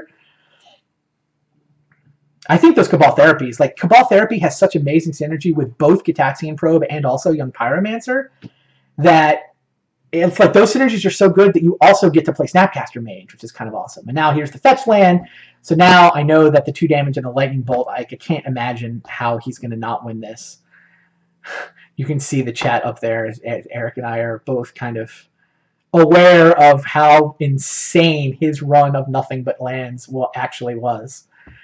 The line I was proud of, I said to Eric in the chat, if anybody was capable of drawing that many lands in a row, it was you. So yeah, I just go for the Lightning Bolt main phase, and that does game 1. Yeah, basically the whole game, that's that one crazy turn where, you know, I didn't butcher it or anything. There's probably a couple of ways I could have subtly played it better. Like I could have had a Flusterstorm in my hand instead of a random card off the top. And I probably could have had Young Pyromancer in play instead of Snapcaster. Both of those would have been better than the way I actually played it. But all I had to do was not throw everything away to beat 7 lands in a row. Now, we're up a game. Now, it's double elimination, so I have to win 2 straight matches against Eric. He's 3-0 at this point, and I'm like, I don't know, 4-1, I think? Maybe it's only 3-1. I lost my first round game, so I wound up playing the maximum possible number of matches. But he has a lost give, so it's the beginning of a final series where I actually have to win 2 straight. Sideboarding here. Oh, Eric, if you're still out there, how did you sideboard? The commentators were wondering about it. Supreme Verdict was the particular card where, like, any number from 0 to 3 seemed in play from listening to Chris and Steve talk about it. I'm guessing the Supreme Verdicts are 4 Young Pyromancer style matchups. I mean, it's probably even better against the heavy Mentor decks, but if I'm on 4 Pyromancers, I think you're bringing at least a couple of Supreme Verdicts, right? Anyway, if you're there, I'd love to hear how you sideboarded. I know they're going to get to my sideboard momentarily. No, did they not get to my sideboard? My sideboarding is... I brought in 2 Dread of Knights, which I think is too many. Like, I have Dread of Knight in my sideboard for the Mentor matchup. He's got 2 Mentors. I decided in the second match that I should bring in 1 Dread of Knight, because it kills all the tokens and reduces the Mentor. I think it's worth having 1 Dread of Knight in this matchup. I don't think 2 was correct. I also shaved Force of Wills. I shaved a couple Force of Wills here because I felt like it's a grindy and attrition-y matchup, so I did not want to be able to... I didn't want to be Him-to-Torocking myself. I didn't want to be trading 2 cards for just 1. So I wound up sideboarding out either 1 or 2 Force of Wills. I think I did it differently in the 2 matches. Alright, I've got a 1-land draw, but I'm on the draw, and I've got Young Pyromancer, which is my best threat, and I've got a Gitaxian Probe. So I get 2 looks... Well, I basically get 3 looks at finding land number 2, which I think is a pretty easy keep. I get Gitaxian Probe. My dream here is always to come up with Cabal Therapy. It's always the card. I always wind up with Gitaxian Probe and a fetch land. I'm like, come on, Cabal Therapy. Yeah, I'm not sure Eric's still around.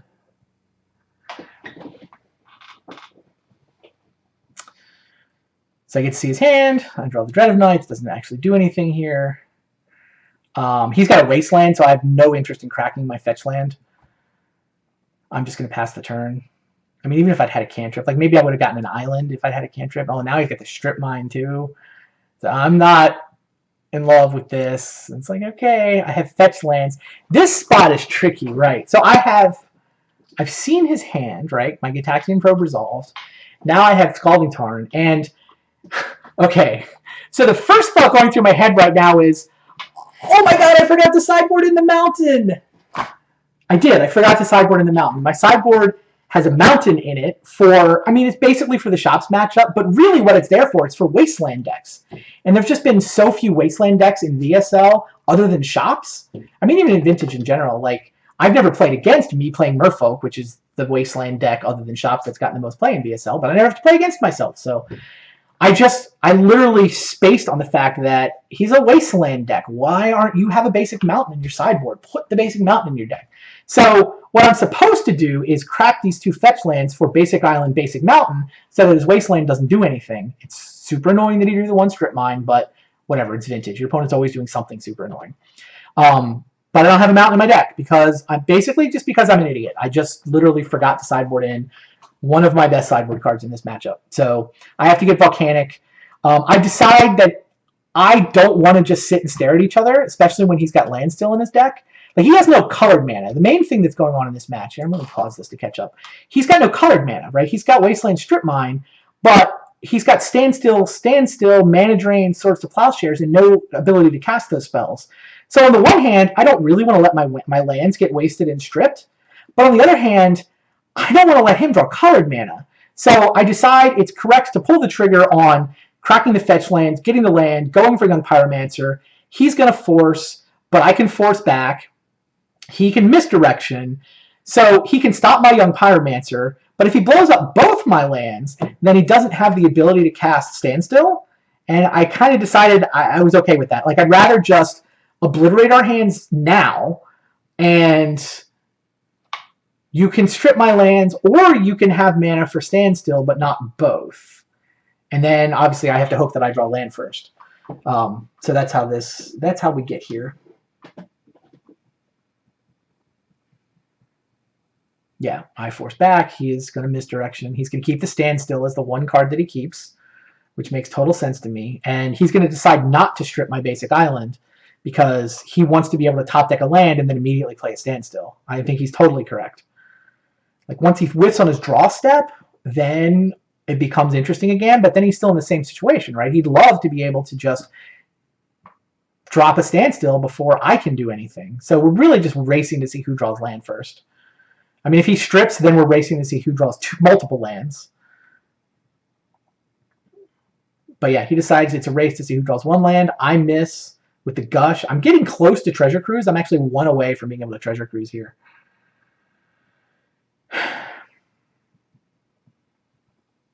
I draw Gush, so yeah, I don't think he was obviously going to waste there. Oh yeah, he wasted in the middle of the stack, right, so that he could probe for Gush, which is pretty smart. He blanks a second time, I do not miss. So he missed twice. I only missed once. Now I have 2 lands. Now he's in trouble.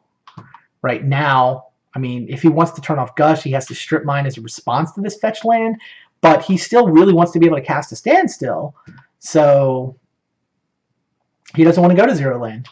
So I get to play a Young Pyromancer. Now, I know he's got a Swords to Plowshares in his hand.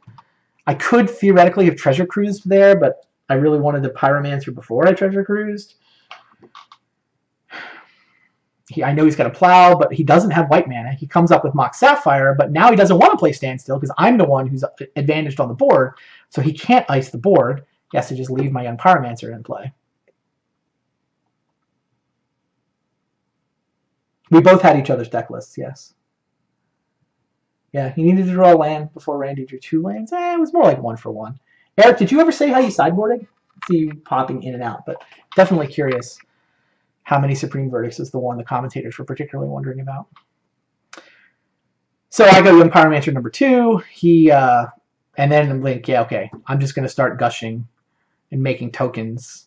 Like, I'm aware that Supreme Verdict is a card that exists in his deck list. I don't know how many of them are in his deck. But look at his mana, right?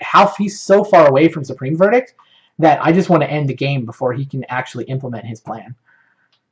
So I was okay playing the second Young Pyromancer, gushing to make multiple tokens. It just felt like I'm going to win this game before he's able to turn Supreme Verdict on. I gush. I haven't played a land yet. Now I get to Treasure Cruise. Oh, it was 2. Oh, you're talking about the land still. I had to draw land on turn 2. Oh, from the beginning of the game, that's fair. From the beginning of the game, you needed to draw 1 land before I drew 2. I definitely agree with that, from our opening draws.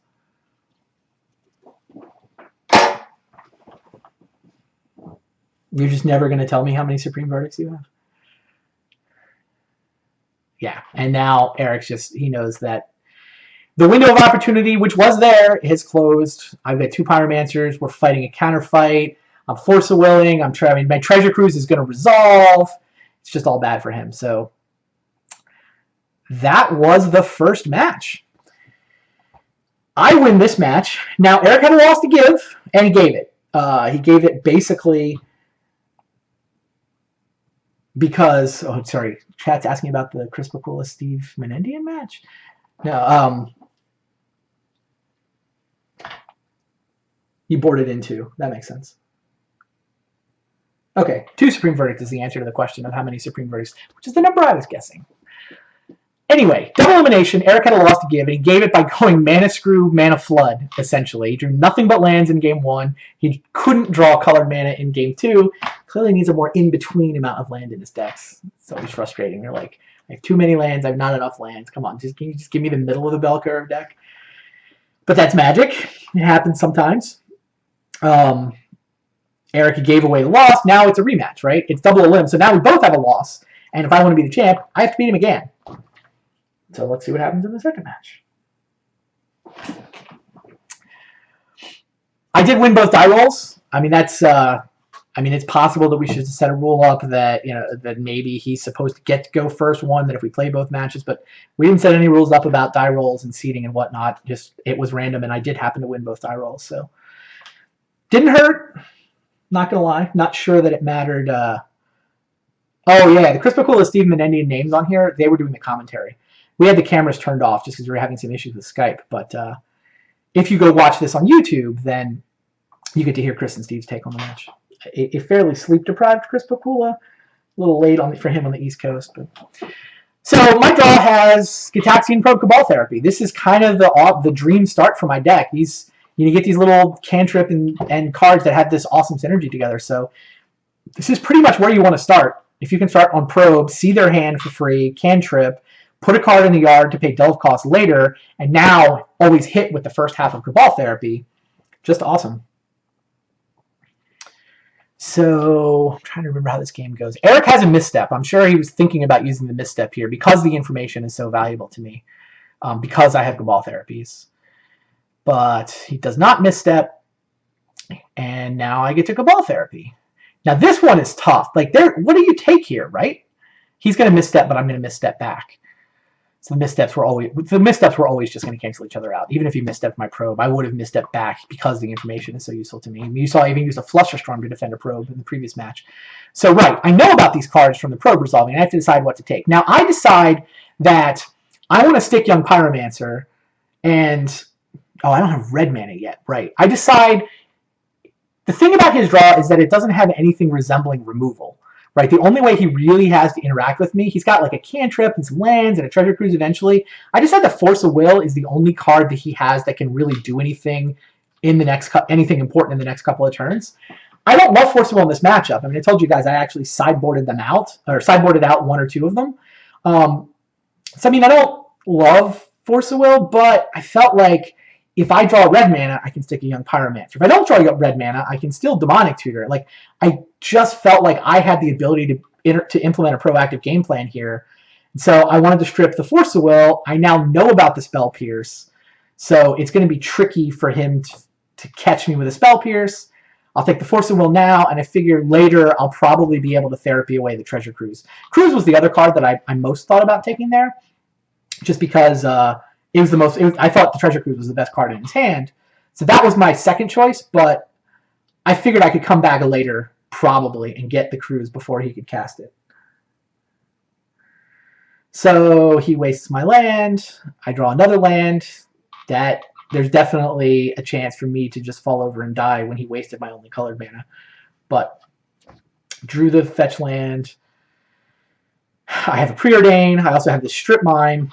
But I mean, Strip Mine is colorless mana for me. Most of the time in this matchup, it's probably going to be colorless mana. Because he's attacking my mana base, and I'm playing a land-light deck. So I get to go for the Young Pyromancer, and the Force of Will that I took out previously isn't there, and Spell Pierce can't counter a creature. So this is kind of what I was thinking when I did that initial Cabal therapy, is I'm trying to get to a scenario where I can Pyromancer into a Spell Pierce and resolve the Pyromancer because he has no counter that'll work to stop it. Now, I had to draw red mana to pull that off, but that's what I was thinking. That was kind of the plan. Now we get to untap with Young Pyromancer in play. So all these cantrips in the deck are going to throw off tokens. Let's lead with this Preordain. Turns out he's accumulated a handful of mental missteps. It's not the end of the world. I misstep back, which also makes a token. So, I mean, anytime you stick a Young Pyromancer and then fight a permission war, it almost doesn't matter if you win or not. I mean, winning's better than losing, but just fighting post Pyromancer throws off all these elemental tokens, and you're just, every time you trade, misstep for misstep, you just wind up these 1/1s. Turns out he is going to win the permission fight over my Preordain, but we traded 2 cards for 2 cards, except I picked up a couple of 1/1s. Now I have to decide whether I have to strip my Mishra's Factory. That is the trick here. My thinking is I need to be attacking. So I'm going to have to strip mine this Mishra's Factory. I mean, it takes me a little while to talk myself into it because I only have 2 lands. So I don't really want to go down to 1 land, especially if I'm holding Demonic Tutor. Well, if I draw black mana, I'll be able to cast Demonic Tutor, but I'm not going to get to this Dak Faden. So do I really want to strip this Mishra's Factory? And it takes me a little while to talk myself into it. But I do eventually decide, yes, I'm going to have to strip Mishra's Factory. And so I'm just going to attack with this because I want to attack with this Young Pyromancer. And I want to be able to attack with the Pyromancer and the tokens on future turns. I also know that his hand I know all 3 of the cards in his hand from that Gitaxian probe way back on the beginning. He just used all the cards that he's drawn since I saw his hand. So I have perfect information. He's got a Pierce, a Brainstorm, and a Treasure Cruise. I decide, yeah, okay, fine. I have to strip Mishra. This sets up the attack for 2 right now, and it sets up attacks for 4+ in the future. Here's the problem with obsessing over this whether or not to strip my Mishra. Randy, there's a Cabal Therapy in your graveyard! Flashback the Cabal Therapy! I'm supposed to flashback Cabal Therapy and hit this Treasure Cruise. But he can Brainstorm around it. Yeah, for 1 turn, I actually just forgot there was a Cabal Therapy in my graveyard. I was supposed to try to therapy the Treasure Cruise there. I think I just forgot, because I get to my next turn, I'm like, oh wow, wasn't there Cabal Therapy? I mean, the fact that he had mana untapped for Brainstorm is bad, but now he gets to Treasure Cruise, which is just bad for me. He would have actually defended it with Brainstorm if I'd done it. So is there a line, like, Can I make him Spell Pierce something? Like if I feel like if I play this turn better, what did I spend this mana on? Oh, on the Preordain, and he had the missteps. I could have Therapied. He probably pierces it, but then I don't have to Wasteland Mishra. There's like this whole line of, am I going to Cabal Therapy into a Flooded Strand where he has Spell Pierce and Brainstorm that he can potentially cast? But if I make him cast either the Brainstorm or the Spell Pierce, then he doesn't have a mana left over to activate Mishra's Factory. And I feel like I should have been able to extract something out of there where, like, maybe I get to keep my Strip Mine for another turn. I don't know. There was more going on that turn in Eric's mind, I'm sure, because I bet Eric remembered. Yeah. Attack first, force him to crack the fetch before I strip. Correct. I just absolutely should have attacked first. I should have forced him to activate Mishra's Factory before I stripped it. Then I don't have to play around Spell Pierce or Brainstorm. That's the answer I was looking for. All this, I didn't think it mattered because I spaced on the Cabal Therapy in my graveyard, which I now remember on this turn, and I know about a Spell Pierce and a Brainstorm, so I'm going to Therapy away the Brainstorm this turn. But the right play there is to make him spend the mana activating Mishra, then use my Strip Mine, and now I can Cabal Therapy Treasure Cruise. He can't counter it or defend it. Yeah, Vintage is hard. I mean, there's a lot going on.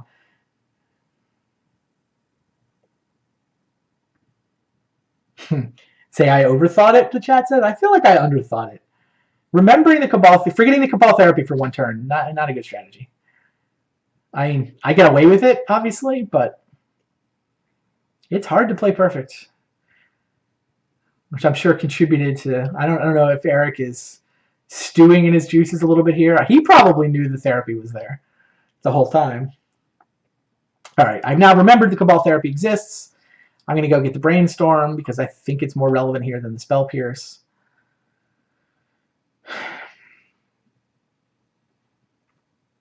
Only the 1 blue mana, so he's a little... It's hard for him to leave up Spell Pierce. And now I get to see that there's a Crucible and there's a Scalding Tarn, which makes my life interesting with this Demonic Tutor. It's like, okay, what am I Demonic Tutoring for? I'm also like, he's down to 7. So I'm a little, on the one hand, I'm a little nervous about Crucible being able to bring this never-ending string of Mishra's Factories into play. He just cruised away the previous Mishra's Factory. But I mean, these Mishra's Factories and their ability to block is definitely a relevant thing to my game plan. Like, he's on 7, and I'm going to be able to Demonic Tutor to spit off a 3rd elemental token. So I'm going to have 2 plus 3. I have 5 power worth of creatures. My first thought, so that's what I'm thinking about here, by the way. There's a long time with Cabal Therapy on the stack, but it's more because like I'm plotting out the whole turn in my head. I named Brainstorm. I mean, yeah, I wanted to write down Crucible plus Scalding Tarn to make sure my notes were complete. But really what I'm thinking about is, what am I going to Demonic Tutor for? And I could Demonic Tutor... Lightning Bolt was actually my first thought. Like, I have 5 power and a Young Pyromancer. He's at 7. I just attack and Lightning Bolt him. The problem is Mishra can block my Young Pyro, so I only hit him for 3. That gets him to 1, that line. Plus, there's a Spell Pierce I have to play around. Like, if I had a 3rd land where I could pay for the Spell Pierce, I think Lightning Bolt is defensible there. I know Chris was suggesting I get a Force of Will because I have a Dack Thaden that said that the Force of Will is a free counterspell, but what am I countering? Like, I need to push through the last damage. I don't need a reactive card. I feel like I need a proactive card. I just want to make sure I kill him before Crucible and Mishra's Factory, and he's able to just like block and kill all my stuff. So I rule out Lightning Bolt because basically it gets him to 1, and it only gets him to 1, and it also makes me worry about the Spell Pierce. So I don't get the Lightning Bolt. I mean, I don't think Force of Will is insane here, but I wanted to be proactive about it, not reactive. Time Walk is the other card I thought about. So I'm like, okay, I can attack him, I can Time Walk, I can attack him. Does that kill him? Do the math. If I Time Walk, so I attack him, he blocks and kills Young Pyromancer, so I hit him for 3. Or I don't attack with Young Pyromancer, in which case I only hit him for 2. Then the Time Walk leaves me with, what, 3 or 4 tokens in play? Again, he's still got Mishra's Factory to block. So Time Walk is also almost but not quite lethal. Like, and oh, by the way, there's still a Spell Pierce up there that I'm going to have to play around if he leaves his mana untapped. Now, his mana is such that he can't actually go Crucible. If he wants to play a Crucible and have mana to activate Mishra, he has to crack a fetch land. So, like, I might get a damage out of that. I'm just like, this Time Walk line felt like it isn't guaranteed lethal. I didn't feel like I had a line that guaranteed killed him. So I'm like, I'm just going to get Gush. Gush is going to make a token right now so that I can attack with it next turn. None of this like cast a spell next turn to make a token for the turn after. So Gush is going to make a token right now, and I'm going to get 2 cards. So I feel pretty good about Gush. Like the more I know the commentators were speculating a lot. I don't like Force of Will because I want to push damage through rather than react. Also, by the way, his best card to recover from the scenario is Supreme Verdict, which I can't Force of Will anyway. It's, Force of Will is only good against like balance. Like, what am I Force of Willing? Like the 1 balance? I can't force the Supreme Verdict. Oh, this is game 1 anyway. There aren't even Supreme Verdict in this deck. It's just the balance. I can't force the cycling card that puts all the 1/1s into play. I feel pretty good about Gush as the right answer here. And this Gush works out beautifully. Like, not only do I get the 1/1 right away, but the cards that I get work out nicely as well. Right. I get a Gitaxian Probe. Oh, great. Now I get an additional 1/1 elemental right now, which is beautiful. I mean, the dream would be to draw a Mox Jet. Okay, fine. I don't draw a Mox Jet. And I've already played my land for the turn. I always click on my lands to make sure I haven't forgotten to play a land. So I got 2 tokens out of that Gush. Like, Demonic Tutor for Gush for Probe was 3 elemental tokens. And now, yeah, the fact that he's on 7. Now, he drew Mishra's Factory, which was kind of annoying. Now he's got multiple blockers. He can tap Soul Ring to activate both Mishra's Factories. So, not happy about any of that. But I have a Cabal Therapy that I came up with off the Gush. So, I can make a token and flash it back. Like, I can cast both halves Cabal Therapy, be up a card, and there's 2 cards in his hand that I know about. So, I get to hit both of the cards in his hand and make 2 tokens. I decided it just doesn't make sense to attack into Mishra. I have, 5 tokens that don't have Summoning Sickness. I'm clearly not attacking with the Pyromancer. Maybe I'm supposed to trade 2 tokens for 3 damage. Right, I can attack with 5 tokens. He'll block 2 of them. 3 of them will get through. But the attack on the following turn, like just making 2 more tokens. And I make a token off the Cabal Therapy. Then I get to play a Treasure Cruise on top of that to make another token. It just felt like trading 2 tokens for 3 damage didn't actually turn me much of a profit here. Maybe it turns a 1 damage profit. I mean, because obviously those tokens, the dead tokens, would have been attacking on the future turn. It's like I think I may have given away a point of damage by not attacking there and just saying go in the long run. But 2 Mishras picking off tokens didn't feel great.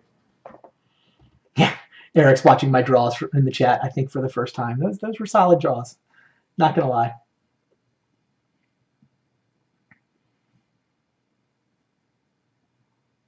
Now let's Treasure Cruise. And I have Gush. I didn't even realize Eric had the decree until I went back and watched this. I have already listened to the commentary on this game, and like his decree is actually almost enough, but I'm making so many tokens. So just having all those tokens actually worked out. And he's also got the awkward thing where he can't block with the Mishras and use the mana from the Mishras to make tokens that he's going to block with. So Lightning Bolt just ends it. Lightning Bolt means now he can't possibly avoid taking 4 damage, even though he's got a Decree of Justice that I didn't even know about. I go to look at his hand, make a token before I risk on Pyromancer in combat, and he doesn't. I think he does the right thing, and he just concedes the game rather than show me what he's holding.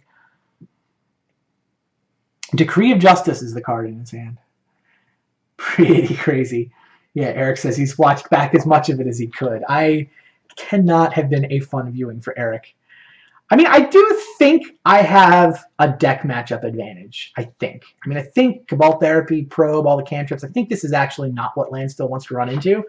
I mean, if Chris had beaten me, I mean, that's probably another painful one. I know Eric was doing commentary for that one, but watching Chris sort of choose to play around Pulverize, choose to play Chalice on 0 instead of Chalice on 1. If Chris plays Game 3 against me differently, then Eric gets to play Chris in the finals. And it's Chris who has to beat him twice, where Eric shows up with Kataki, Stony Silence, Disenchant, Energy Flux. And it's a matchup Eric's basically beaten Shops 3 times already. So I think he gets me instead of Chris. Kind of a bad beat from Eric's perspective. The first match, it's a Mana Screw and a Mana Flood. Kind of a bad beat from Eric's perspective. I don't know, that game felt mostly fair. I definitely drew pretty well. But I mean, I think some of that was also just places where my deck is a natural predator for a Landstill deck. I'm pretty sure I'm advantaged. I don't know if me plus this deck is advantaged against Eric plus Landstill, but like Therapy versus Landstill, I think it goes to the Therapy side. Eric versus Randy goes to the Eric side. I don't know how big the two edges are. We could probably argue about that. Now, suddenly I'm one game away from winning this thing. And I'm just playing Magic. Like I said, I felt like I was on house money. I've already run off 3 wins. I didn't expect to be in the finals anyway. So I'm just playing, seeing what happens. I mean, studying it going back, I wasn't playing perfectly, but I was playing reasonably well, I think. So I'm on the draw. I had a Force of Will but no blue card, but he's not going to do anything to me on the first turn anyway. I had 2 Young Pyromancers, which has proven to be really threatening against him so far. So I was fine. And then, I drew a Misstep. Now I draw this Probe. So this turn's pretty interesting. I could play Young Pyromancer. I'm going to pause it and talk about it for just a sec. I could play Young Pyromancer and then play the Gitaxian Probe, but he plays Mana Drain. Like, I look across the board, I don't know, maybe this is just like the 1996 player in me. I look across the board at Basic Island Tundra, and my brain says, Mana Drain, worry about Mana Drain. And I just didn't want to let him Mana Drain Jace. It was like, if I play Young Pyromancer and he can Mana Drain Jace, I lose. So I basically decided I want to know what's going on in his hand. I just wanted the information of what's going on in his hand. So I decide I'm willing to sort of throw away the 1/1 elemental token by leading with the Gitaxian Probe just so that I can see what I'm up against.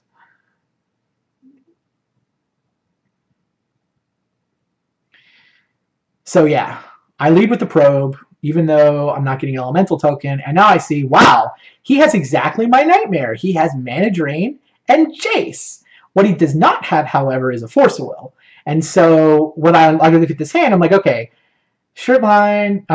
Wasteland, Swords, Dig, Mentor, got it. I can play Pyromancer. He can Mana Drain it. I can force the Mana Drain, and that's going to resolve. Like, my Pyromancer is going to stick. He does have a Swords to Plowshare, so he can kill the Pyromancer, but I also have a backup Pyromancer, so he Swords is, I get to come back with the Pyromancer. The other thing that's really important to me in this draw is that my Lightning Bolt can actually successfully kill a Monastery Mentor. Like, if he goes for turn 3 Monastery Mentor instead of a Swords to Plowshares on Pyromancer, he doesn't have any ability to trigger Prowess, and I actually do get to kill it with a Lightning Bolt. I mean, Lightning Bolt may be better at killing Mentor in Eric's deck than it is in most of the Mentor decks, just because he doesn't have as many cantrips. I find Lightning Bolt almost never kills Monastery Mentor, so it's just like, well, okay, for a couple of turns at least, my Lightning Bolt is an answer to Monastery Mentor, and that made me feel a little more secure. It's just, anyway. So yeah, I got the information I wanted with the Gitaxian Probe. Force of Will counters Mana Drain. Now I've got this Young Pyromancer down. All it does is get plowed, but okay, fair enough. I've got another one. Eric's still ahead here, by the way. His hand's amazing, right? He's still got a Jace. He's still got a Dig. He's still got a Mentor. So I'm in it, but I'm by no means anywhere close to ahead. I'm going to play my other Young Pyro. I'm going to leave the fetch land untapped so we can't wasteland it. I've got the Lightning Bolt that I'm threatening, which can still potentially kill either Monastery Mentor or Jace. Part of the reason I left Lightning Bolts in after sideboarding, 2 of them anyway, is that the fact they can kill Jace. They can also kill Mishra. Young Pyro, I know most of his hand, so I didn't feel the need to probe first. I just probe after. I learned that he has drawn a Mishra's Factory.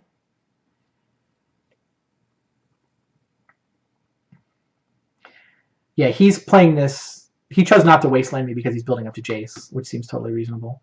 I draw Black Lotus, which normally such a good card and does absolutely nothing for me here. Just not a damn thing. All right, now what's he up to? I'm expecting him to tap out for Jace here, and figuring, well, I've got a Lightning Bolt. I won't let him know that Jace is going to die until after he's made all of his decisions. We'll get to his end step. Lightning Bolt will kill Jace, and I'll make another elemental token.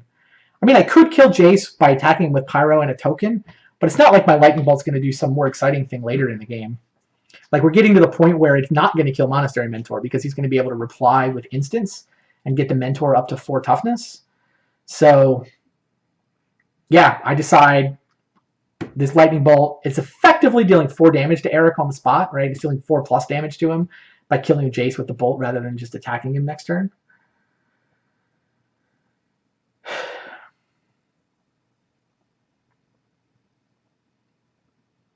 And wow, I look so far behind here. I can't believe I win this game. Spoilers. I win. Still can't believe it. kill Jace. But yeah, look at his hand. Mentor, Plow, Force Standstill. And I have Black Lotus, Underground Sea. And it's this Preordain. This Preordain is just nuts. Watch what happens with this one single Preordain.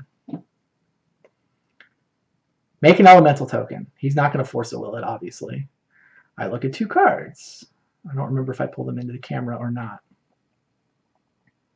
Yeah, I'm just playing to see what happens.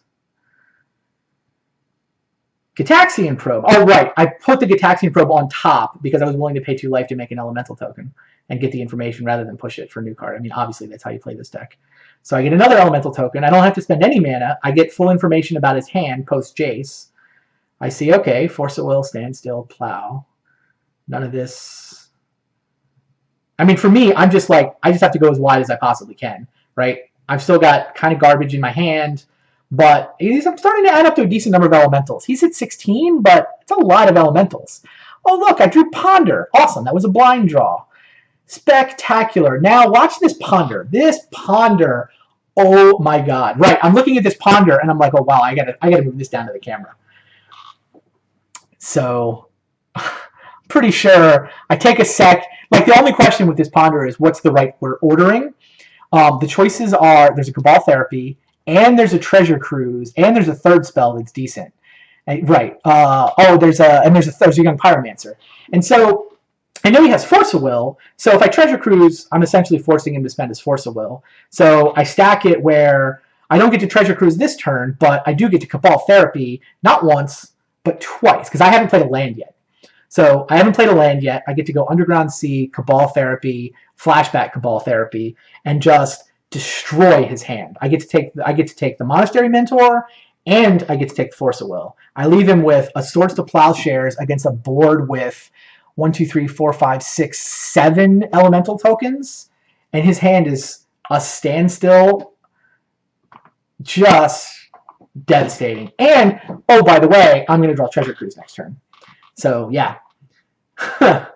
Totally crazy.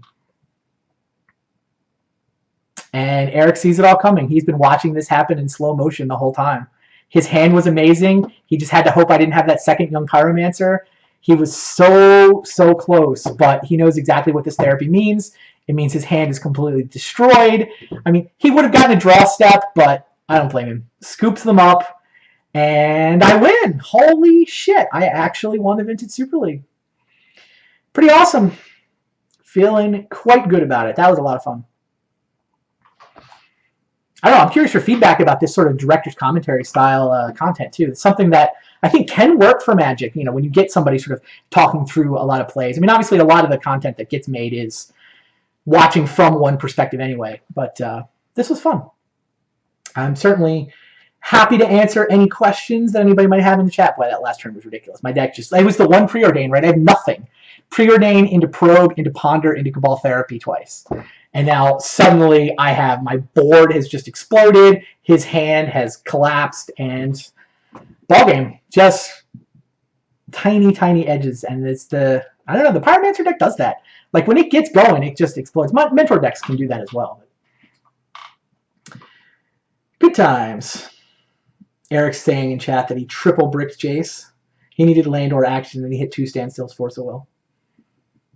Oh, right. Yeah, so he even knows there's no more draw phases. Right. I forgot. He knows the top of his deck because, wow, I felt like I killed that Jace a million years ago, but in fact, Eric knows his next 2 draw phases.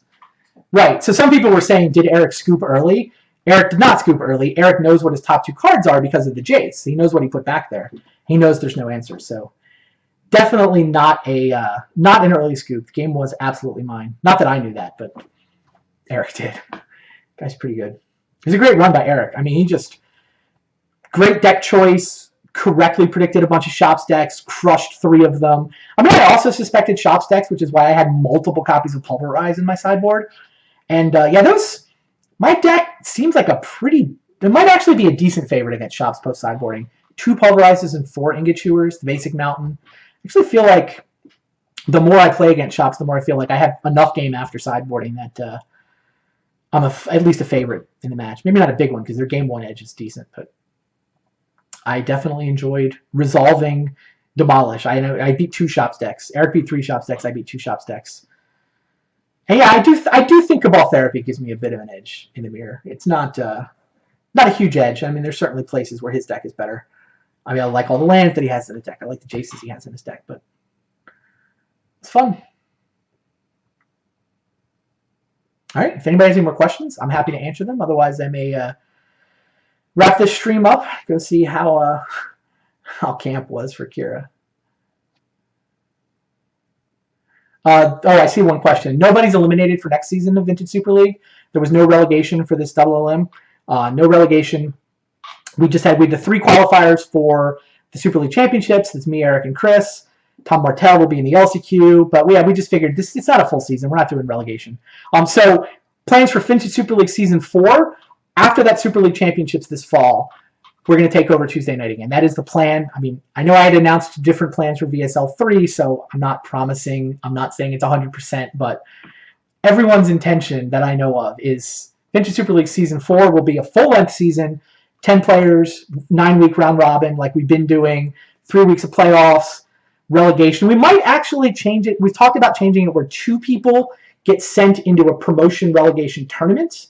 But we'll bring back the full thing, and that'll be starting in November is when the Super League Championships end. So we'll have Vintage Super League for November, December, January, and then I'll probably switch back to running a Standard League once we get a new set on Magic Online. So what if I don't even know what the name of the set is after Battle for Zendikar? I don't know if they've announced it, but that's February. That's a million years away.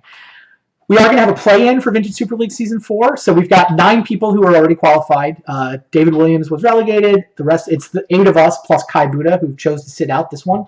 So the 9 of us, assuming everybody wants back, however many people want, but assuming if we have 1 spot to fill, if somebody decides they want to sit out, maybe we have multiple spots to fill. But we're going to fill them via a play-in tournament. I still definitely want to have the play-in tournament that we talked about having previously. And I actually think the way it made this double a limb bracket felt pretty cool to me. We could do a play-in tournament as sort of one week single a limb, but I think it might be cooler to do a 3-week double a limb. Maybe run that on my channel in parallel with the Super League Championships, or like in parallel sooner than November, basically, so that we start our regular season once the Super League Championships is over. Those are the sorts of things I'm thinking about. I am going to look into setting up a Patreon so that the crowd can help make sure Super Leagues keep coming.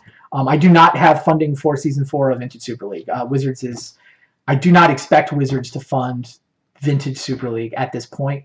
But I have a hell of a lot of fun doing it, and I think all the guys really enjoy playing it. So I'm going to make sure we get a tech guy and a graphics guy that we try to take care of. So I will set up a Patreon Patreon to make sure Super Leagues can keep going, even if I don't have a sponsor. I mean, right now, where Super Leagues are fine, right? The relationship with Wizards is awesome. I love the way that they've been supporting the whole Super League idea. I know Vintage doesn't line up perfectly with their marketing agenda, so that's kind of where the Patreon will kick in.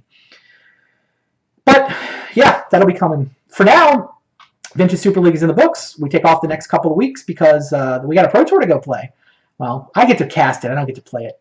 Still get to play Super Leagues, though. That's nice for me. I'm still not a full-time commentator on the Super League side of things. I'll be playing that in the fall. But I'll be casting at the Pro Tour. I'm actually going to the Grand Prix this weekend, too. So I'll be in Dallas, technically Fort Worth. Everybody says Grand Prix Dallas. It's Grand Prix Fort Worth, but whatever. It sounds like a lot of people will be at Grand Prix Fort Worth, actually. A lot of the ranked players, Li Shitian, I saw us flying to the Pro Tour via Dallas. I know Paulo and Willie are coming up from Brazil. I think it'll be a pretty star-studded Grand Prix this weekend as people try to grab those last couple of pro points before then going to Vancouver weekend after this one. So that'll be awesome. And yeah, Grand Prix this weekend, then the Pro Tour, and then I'm actually going to the World Board Gaming Championships the week after the Pro Tour. So it's two Tuesdays off from a Super League point of view, and then we come back with the Standard Super League, which I gotta put that graphic up. Here's the. Oh, that's not gonna work. How do I do this? Oh, I have to add it as a media file, right?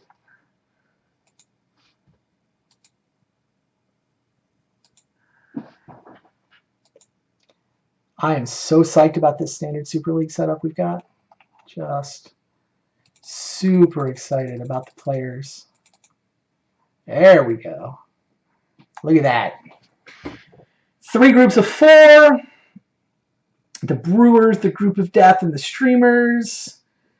This is going to be fun. So there's a group stage. It's round robin inside of the group. So you see the 3 groups. The preliminary stage, the group stage, is you play everybody else in your group once.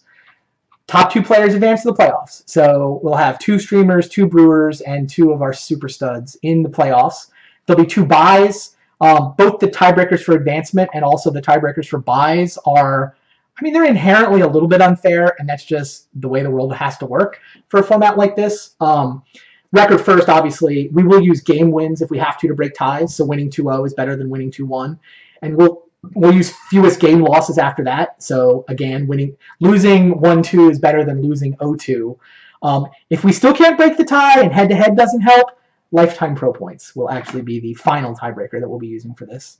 But I just want to see these people play. I feel like it's going to be awesome. You got storylines inside all the groups. We'll have the playoffs. 4 people wind up qualifying for this for the Super League Championships, which I've mentioned a couple times. So I can put that up and remind everybody what we got going on. There we go. 3 people from VSL, 4 from Standard, since it's a 12-person league. And then I've got some awesome players for Modern. I've got 5 of the 8. Modern's going to be an 8-person double elim, and I've got 5 of the 8 spots promised at this point, and they're great. I'm super excited about who we're going to have playing Modern. I think that's going to be cool. And then you see 2 spots for the LCQ. Here people in chat are saying head-to-head is guaranteed to work. Head-to-head is not guaranteed to work because the most common ties that you get with groups are 3 people go 2-1 and 1 person goes 0-3. Or 1 person goes 3-0 and 3 people go 1-2. So you often get these circle of death ties where you have a 3-way tie and everybody is 1-1 against the people in the tie. That's unfortunately the most common tie with a group of 4. So there is no guarantee that head-to-head is going to work, and I actually have head-to-head buried in the tiebreakers anyway because I don't love it as a tiebreaker, but it's by no means guaranteed to work. Lifetime pro points almost guaranteed to work. I don't think any of these people are tied on lifetime pro points. Actually, are there people tied at 0? No, I think Gabby might be the only one without a lifetime pro point. I'm pretty sure Marshall's got a couple. So I think lifetime pro points, it would be very unlikely for anyone to be actually tied on lifetime pro points. That one will break it. Modern comes up after Standard, so the calendar is, we're dark for 2 weeks, then we play Standard for 4 weeks. There's a 1-week break for Worlds in the middle of Standard, so it's actually 2 weeks, then there's the week of Worlds, then 2 more weeks to finish Standard. Modern is the 3 weeks after that, which basically means Modern works out to be the 3 weeks right before Battle for Zendikar is legal in Magic Online. Yeah, it's hard to play Standard when the sets are in flux on Magic Online. So we'll be playing Modern in September is how Modern works out. Yeah, put that back up. So yeah, Modern Super League is 3 weeks in September. It'll be a double elim, just same format we use for VSL right here. And then Battle for Zendikar will come out. And then we will have these Super League Championships, which we've not announced a format for, but you can add these numbers up, see that they add up to 12. I don't know. It's an LCQ. And then I've got it set up for 3 weeks of prelims plus a playoff week, but it's still flexible. Cool stuff. Lots of cool content coming up. Any other questions? Anything you guys want to talk about before I call it a stream? I still have to pack for Dallas-Fort Worth. I leave my flight outs tomorrow. Yeah, this was fun. Definitely going to be interesting to see what decks people choose for those. Yeah, they'll have a Pro Tour and one Pro Tour, and there'll be one Standard Grand Prix. San Diego is the weekend after the Pro Tour, so Grand Prix San Diego ends 2 days before Standard Super League begins. So that'll certainly be interesting. This was fun. I'm glad you guys seem to have enjoyed it too. I will call it a day. See you guys next time.